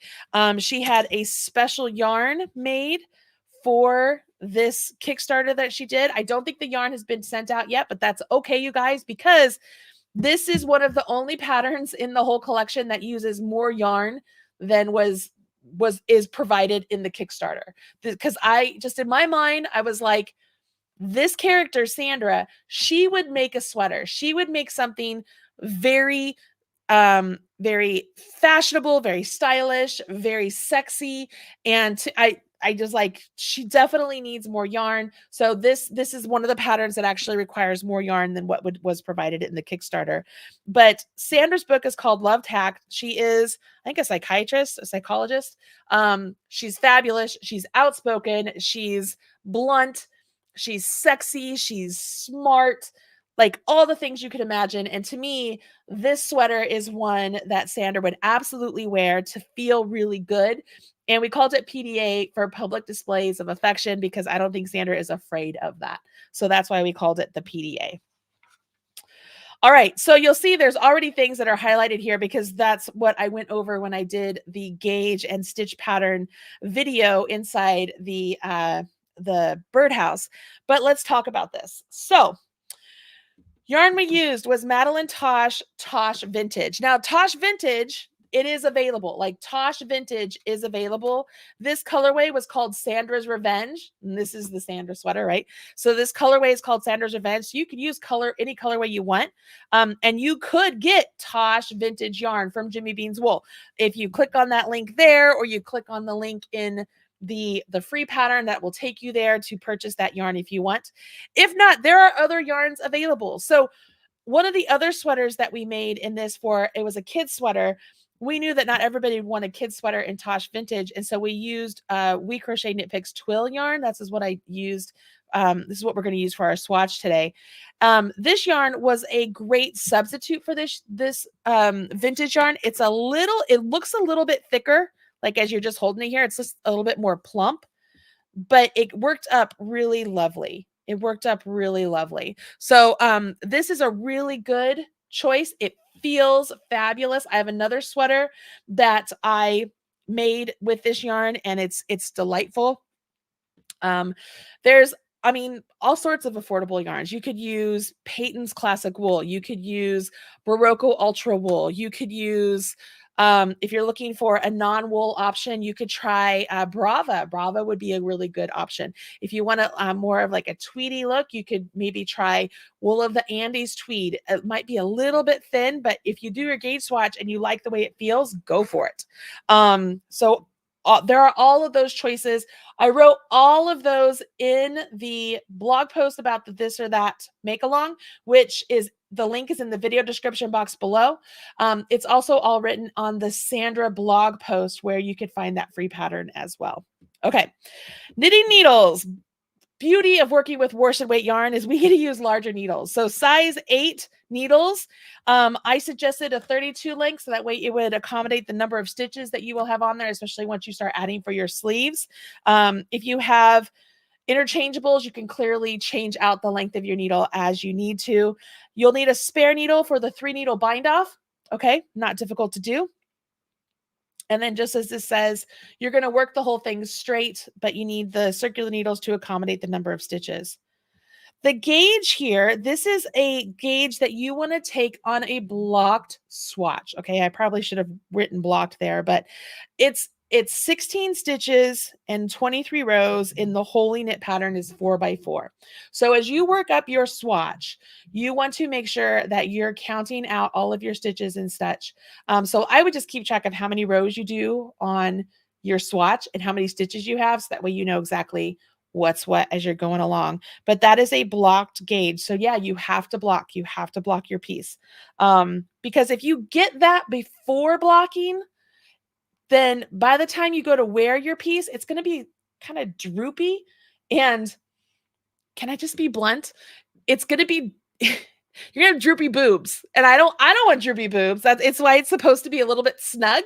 So so you want to make sure you block your swatch. I'm sorry, it's late. It's after 3:00. Hopefully that didn't offend anybody, but you want it to be a nice, secure fit, right? So you want to make sure that you're getting your blocked gauge. Basic supplies, sizes. We offer sizes extra small to 5X, extra small to 5X. You'll see that the instructions are written with the extra small outside of the parentheses, and then all of the other sizes are inside the parentheses. So you can find what size works best for you and highlight it. So I am a 3X, okay? I am a 3X. This was a 3X sweater we made. So I highlighted the 3X, highlighted the 3X. Finished bust measurement. So the bust, the finished bust, so the finished size of your piece is written down here. So my finished size of my 3X is 54 inches. Now I am a 52 and a half, 53 inch bust, 52, 53 inch bust. So that means that this is about 2 inches larger than my actual bust size, which, because of the lace, because of the nature of how everything pulls in, it's going to pull in and it just fits beautifully. Okay. So if you're trying to decide what size should yours be, right? What size should yours be? You want to choose the size that is about 2 inches larger than your bust. And when you're measuring your bust, ladies and gentlemen, first off, if you can have somebody else measure you, you should not be measuring yourself like I'm doing right here, but have them take the tape measure and they're going to go over the fullest part of your bust. Okay. The fullest part of your bust, snug it, and then measure that out. Okay. That's what you want to do. It's best, don't do it over a t-shirt. I think if you could do it over a bra, I absolutely suggest wearing a bra. If you plan on wearing undergarments with your piece, my suggestion is to wear undergarments when you're measuring, so that way it's consistent. And if you're like me and you breastfed 3 kids, my full bust is at a different place wearing my bra than when I'm not. Like, I would not be wearing a cropped sweater without my bra. Let's just leave it at that. Like, it's not going to be a pretty sight. At least not for me. That's not how I like to style my stuff, but that's me. So you want to make sure that you do measure yourself, choose the size that is about 2 inches larger. So this measurement here should be about 2 inches larger than your actual bust. Okay. So that's what positive ease means. The total length here, this is the length as it comes from your shoulder all the way down to your under bust. So as you are working on your piece, if you know, hey, this measurement that we have right here from underneath the armhole to where the ribbing ends, maybe you want that just a little bit longer. You're going to want to make sure you plan for that before you add on for your sleeves. Okay. We'll go over that when it's time to add for the sleeves, but I just want to mention that here. But that's what length means. That's the length from the highest shoulder point down to the bottom of the hem. Look at this, guys. These are pretty basic abbreviations. My guess is that there's not anything here that you don't know how to do, right? You know how to knit, you know how to knit two together, you know how to purl, you know, right side, you know, stitches, wrong side, yarn over. I mean, pretty basic stuff. Slip, slip, knit. We can do that. 3 needle bind off. I'm going to show you how to do that. Holy pattern. This is very important. Okay. Follow me along here, guys. This is whether you have the ad-free PDF or you're following with the free pattern. This here, the holy knit pattern, that is your stitch pattern. Because as you go to work with the actual pattern instructions, you're going to see that it tells you to work X number of stitches in the established holy knit pattern. So you are going to have to know what row you are on in the holy knit pattern as you go along. Okay. Holy knit pattern as you go along. One of the things that I think is really helpful is when I take the holy knit pattern and, you know, rows 1 through 6, and you're going to repeat rows 3 through 6. And I put it in a spreadsheet that I can just check off. So that way I know exactly what row I'm on and I can check them off and I know what I'm following along with. The thing here is that once you get going, you're going to know exactly what row you're on because it's going to be very familiar, but you have to know this. So on page 4 of your ad-free PDF, this holy knit pattern, you want to keep that with you. As you are working on the free pattern, if you want to copy and paste holy knit pattern into a doc and save that so that you have it, you want to keep that. You're always going to refer back to this pattern here. And this is the pattern we will be using for our gauge swatch too. Okay. You guys all with me? Okay. Schematic. It has both inches and metric. So I highlighted all the numbers that pertain to my 3X size. I highly recommend you do the same thing for whatever size you're making. It's helpful to do that. Okay. So that way you can make adjustments if you happen to need to make adjustments. And so I didn't highlight that one, so I do that. For example, as I was saying, if you think you want your underarm measurement down to the bottom of your hem longer than 5 3/4 inches, you need to make that decision before you start working on your sleeves, okay? Because not only are you going to add more rows if you want to do that, but you always want to make sure you're ending on the same row as what's written in the pattern. So if the pattern has you end on a row 3 and you're going to add a whole nother 2 repeats, you want to make sure you are ending after a row 3 after those 2 repeats. So that way you can pick up and keep going with the sleeves. Okay. That's the schematic. I'm going to set that over here. These are the charts. All of the stitch fiddle charts are written up for you. So every single size has its own chart. All of these here are general video links. So these are general video links. How do you do a long tail cast on? How do you knit? How do you purl? How do you do generic lace? Just a generic lace stitch. How do you tink? How do you add a lifeline? How do you weave in your ends?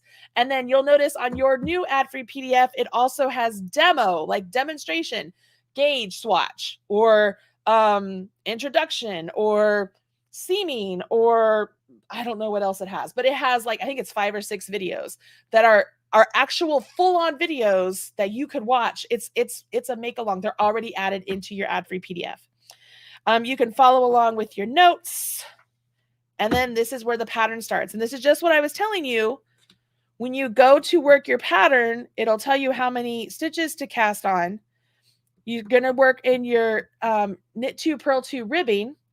And then you begin to work in your holy knit pattern. And see, it says holy knit pattern for 14, 18, or 22 rows, ending after a row 6. So the holy knit pattern, that means you're going to go back here. And so I would work through, for me, so I'd be 22 rows. So I'd go 1 through 6, and then 7, 8, 9, 10, 11, 12, 13, 14, 15, 16, 17, 18, 19, 20, 21, 22, which ends after a row 6, and that's where I would be. Does that make sense? So you could use this and just put a tally mark every time you do that row. I mean, whatever works for you, that's what you're going to need to do. That's why this is so important. Okay, that is why this is so important. For those of you who have the ad-free PDF, if you go back to page 13-ish, that's where you'll start to see that you have charts that you can follow along with.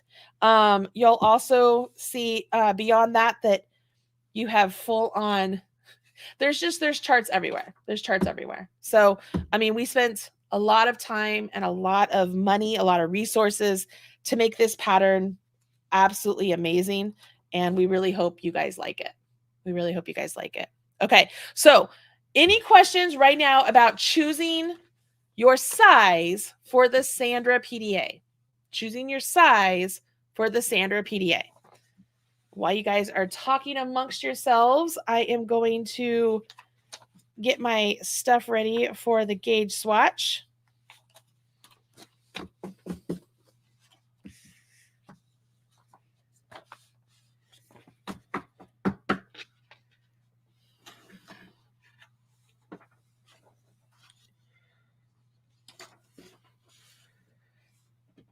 Actually, so I've almost been here 2 hours. I might have to run to the bathroom.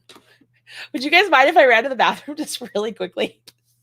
I will be right back. All right. Talk amongst yourselves. I'll be very fast. Okay.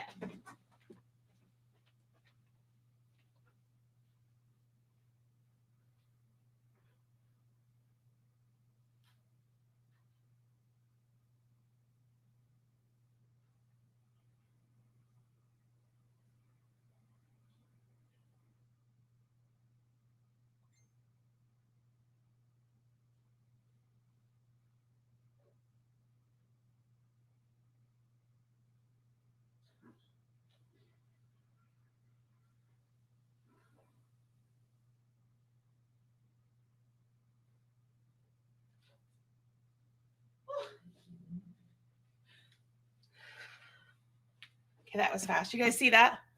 That's my next course. It's a huge shawl course that I'm preparing for. Let me take a drink.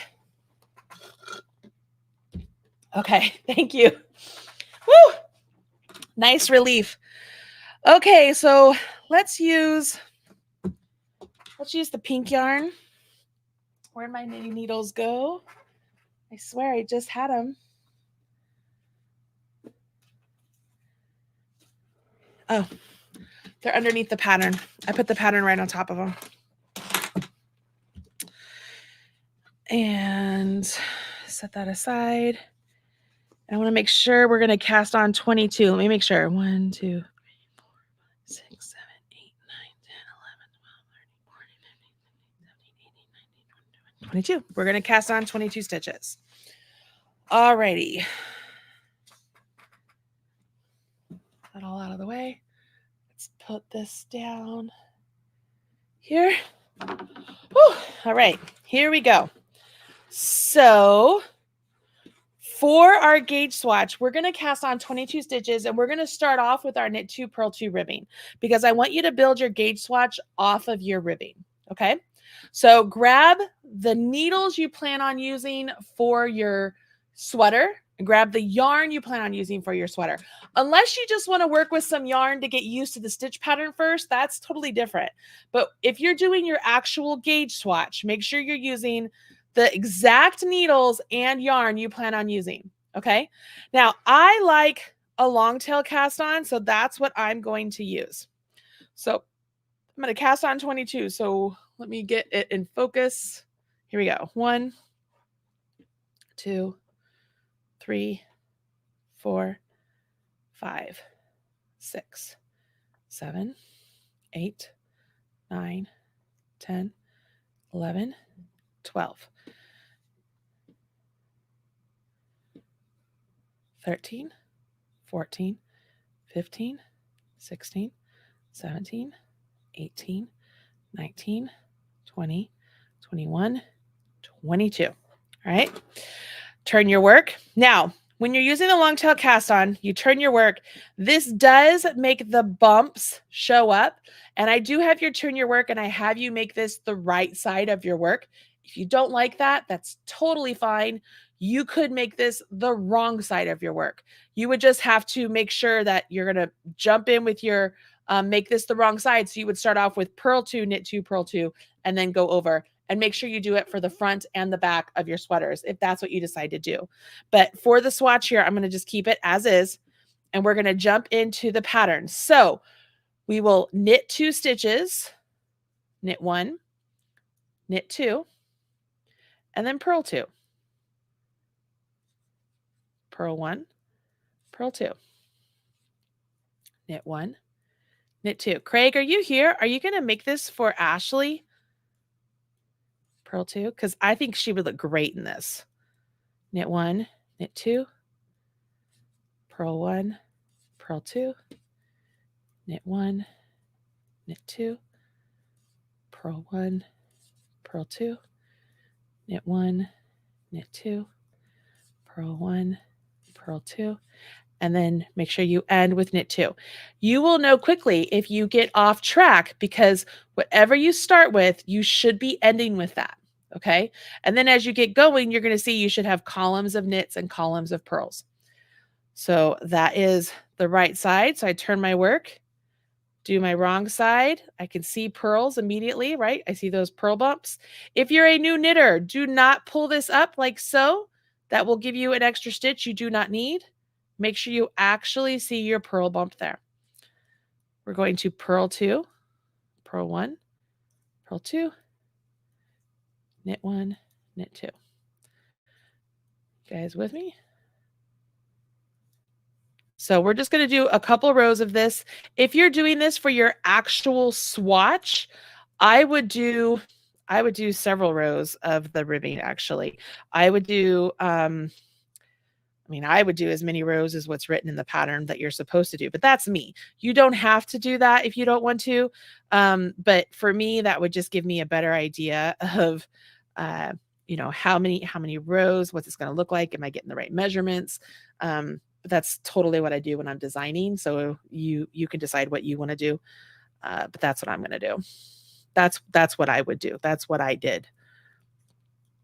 So you want to make sure that you get some ribbing on here, and then we're going to jump into our actual stitch pattern, holy knit stitch pattern.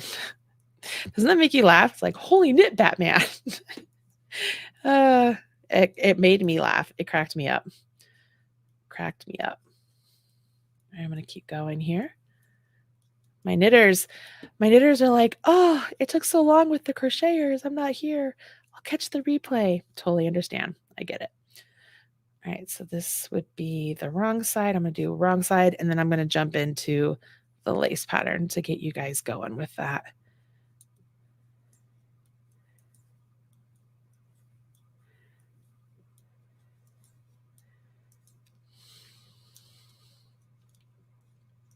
The fun thing is I have this pattern, the Sandra PDA. I've designed it with a V-neck also, but I haven't made it yet. So I'm thinking as we're making the Sandra PDA, as you guys are making it with the crew neck, I think I'm going to make the V-neck sample. So that way, when everything is said and done, I can sell the V-neck sample as well. But we'll see. Okay, so I am back to the right side, just so you guys can see here, the right side after you do the long tail cast on. I do have those little bumps. So if you want to avoid that, you would just, do one row of wrong side before you jump in. Okay. All right. So once you do your ribbing, this is what you're going to do. You're back on your right side, right? Your right side. You're going to knit all the stitches.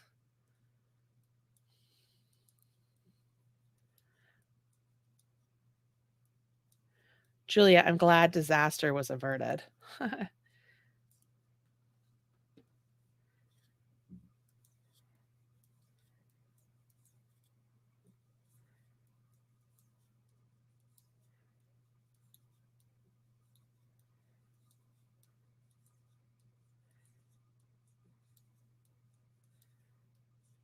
And then once you've knit, you will turn, you're going to purl. Okay. This is one of the only parts of the pattern that is actually just stockinette.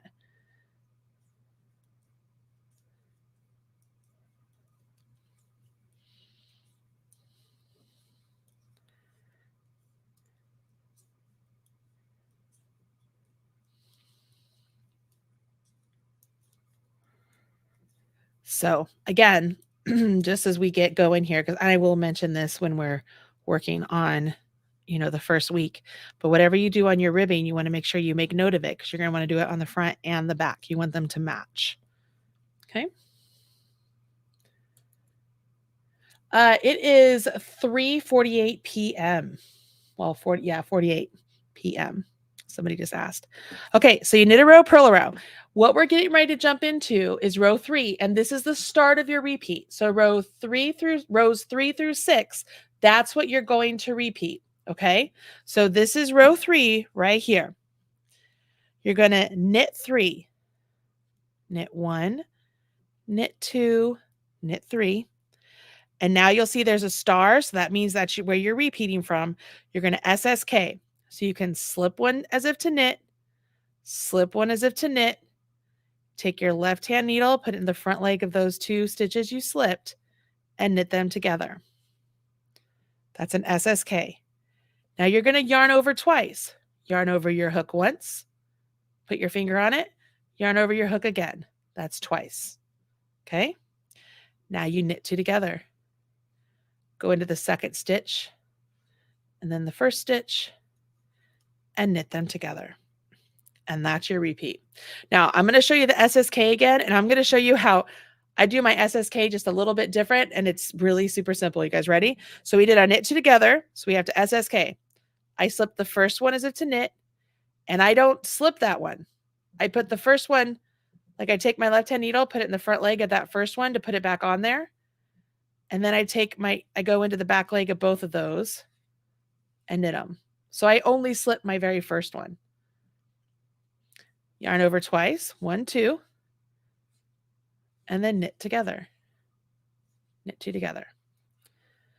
All right. Whatever you decide for your SSK, just be consistent with it. So you can slip as if to knit and put that back on and then go through the back leg of both of those. Or you could do that slip as if to knit, slip as if to knit, and then go into the back leg of both of those and knit them. Yarn over 1, yarn over 2, knit 2 together, SSK, yarn over 1, yarn over 2, knit 2 together. So we're down to the last 3 stitches and you just knit 3. 1, 2, 3. Okay. Turn your work. So we're on row 4. So we purl 4, 1, 2, 3, 4. Knit 1. So our first yarn over, we knit it. Don't let your second yarn over fall off. The next one, you're going to purl it. So don't let it fall off. Bring your yarn forward, purl into the second one, and purl into the next stitch and the next stitch. Okay. These 2 yarn overs, they count as 2 stitches. So you're going to knit into the first one, keep that yarn over on there, bring your yarn forward, purl into the second yarn over, purl into the next stitch, purl into the next stitch. See it one more time. Knit into this first yarn over and let it go off. So the second yarn over is still on there. Bring your yarn forward, purl into that second yarn over, purl into the next stitch, purl into the next stitch. Show you one more time. Knit into that first yarn over, purl into the second yarn over, and we're going to purl into the last 5 stitches. See that? All right, turn our work, row 5. This is, I mean, I've told you, this is just, you start cruising. It becomes so easy. Turn our work, row 5. Knit 1, SSK, so slip, slip, knit them together, yarn over twice, knit 2 together. Now notice this knit 2 together. It's taking this stitch right there that was knit into the yarn over, and it's knitting it together with the stitch next to it. I'm sorry. It wasn't knit into it was the purled into the yarn over. We're on the right side, so now it looks like a knit, but it was the purl into the yarn over, and it knits it with the next one. Okay? We do it again. Slip, slip,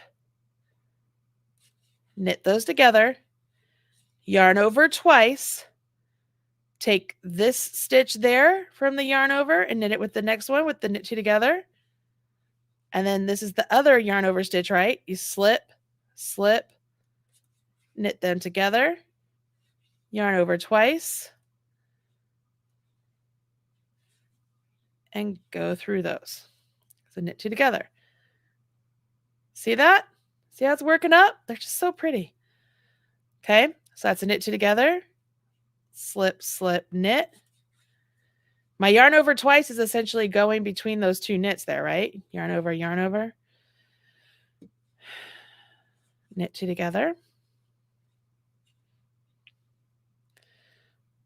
SSK, yarn over twice, knit 2 together, and you finish with a knit 1. Now, every time I do a knit 2 together, I pull my yarn down to make sure all of the yarn falls into place correctly. You can see there, it's already starting to look really great. Turn your work. Purl 1, purl 2, knit 1, purl 1, purl 2, purl 3. It's just like the other one, right? You have 2 yarn overs. You knit your first one, purl your second one, and then purl the next 2 stitches. Okay. Now, what if you knit the first one, when you take it off, everything falls off? Okay. It's not the end of the world. Literally just scoop it back up. Like I'm going in front and scooping it back up. Now it's back on my needle and I can purl into it.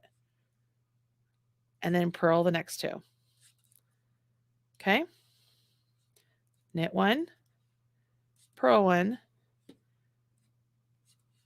purl the next, knit 1, purl 1, purl the next, purl the next. That was row 6. And all you do is you keep repeating rows 3 through 6, and you're going to get that beautiful lattice pattern. You see that? So once this is all done, what I would do is I would bind off, not super tight, just bind off relatively loose. I would wash this, and then I would pin it out on a board and block it. Remember, we have 22 stitches here. So you can easily begin to count how many stitches wide you have and see if it measures the 4 inches by whatever your depth is. And you can see if that's going to work up for you, if the size needles you are using is good, or if you need to go down or up or whatever it may be. How's that for you guys? How's that feel? How's that feel? I will tell you, this yarn is much more like slick than the Madeline Tosh yarn. The Madeline Tosh yarn has much more of a twist to it and has a little bit more, I don't know. I know this yarn is expensive. I know it is. I'm telling you, after making 11 different patterns with this yarn, it is remarkable. It is remarkable. I love using Madeline Tosh yarn. The finished sample is like, it has a little weight to it. It feels really good. And I mean, for as much as I know this is an expensive sweater to make if you use Madeline Tosh yarn, I can tell you from experience, you will not be disappointed in it. Now, you'll notice I did not have you change sizes for the ribbing down here then you go into your lace pattern.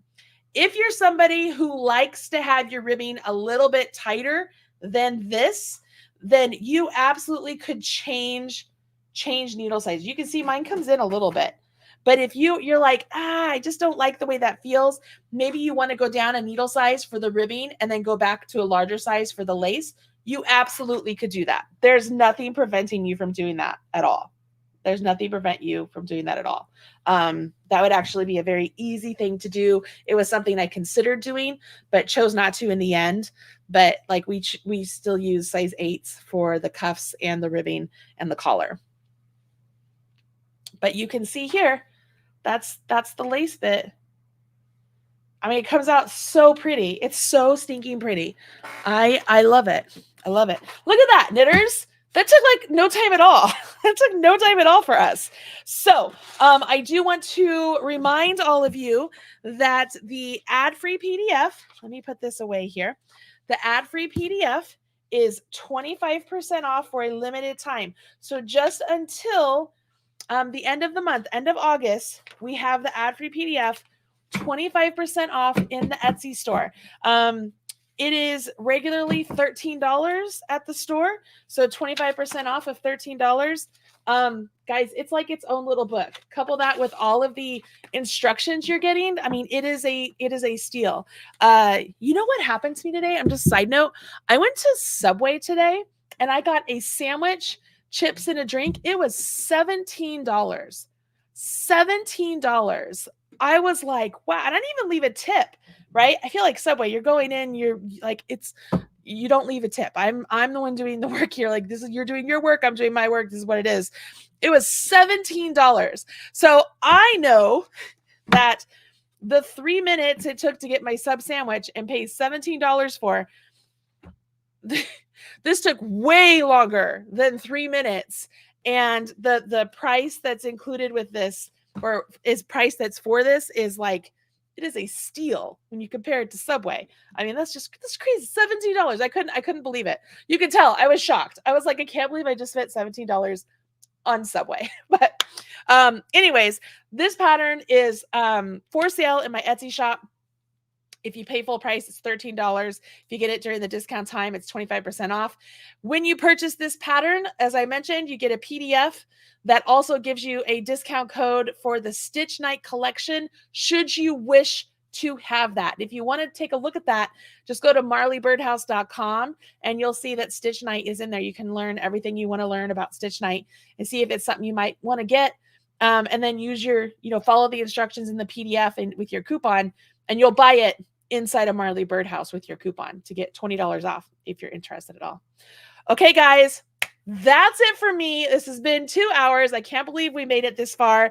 I'm very excited you guys are joining me on this knit along journey. It feels like it has been so long since we've done something together, and knowing that we're making sweaters that I know personally feel so incredibly good, and I know they look good on larger and smaller women. Like, it's very exciting to me to have all of you here. So thank you so much. Please be sure to tell your friends, tell your Stitch Night buddies, tell your groups, tell everybody you're doing this, and maybe they want to jump in too. It's the perfect time to do this right before we get to all of that Christmas and holiday making, right? Because we still have like first fall coming up, the Joanne Stitch Along coming up, Turkey Trot coming up, and then we're hammering around the idea of maybe doing another stash busting quickies, a smaller scale stash busting quickies, but we're thinking about it. There's so many things. This is like the perfect time to jump in and make something fun for you. And if this isn't your style, but you have someone else in your life, it might be their style, maybe make it for them. Maybe you can get started on your holiday knitting or crocheting. All right. I hope you guys really enjoyed this make along. If you get a chance, please smash that like button. Leave a comment underneath this video, not just on the live. If you could leave a comment underneath the video and let me know whether you're making the knit one or the crochet one, and maybe let us know what yarn you're using. That would be great. We would love to share with you on that. Okay.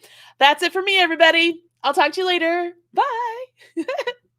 Oh, I've been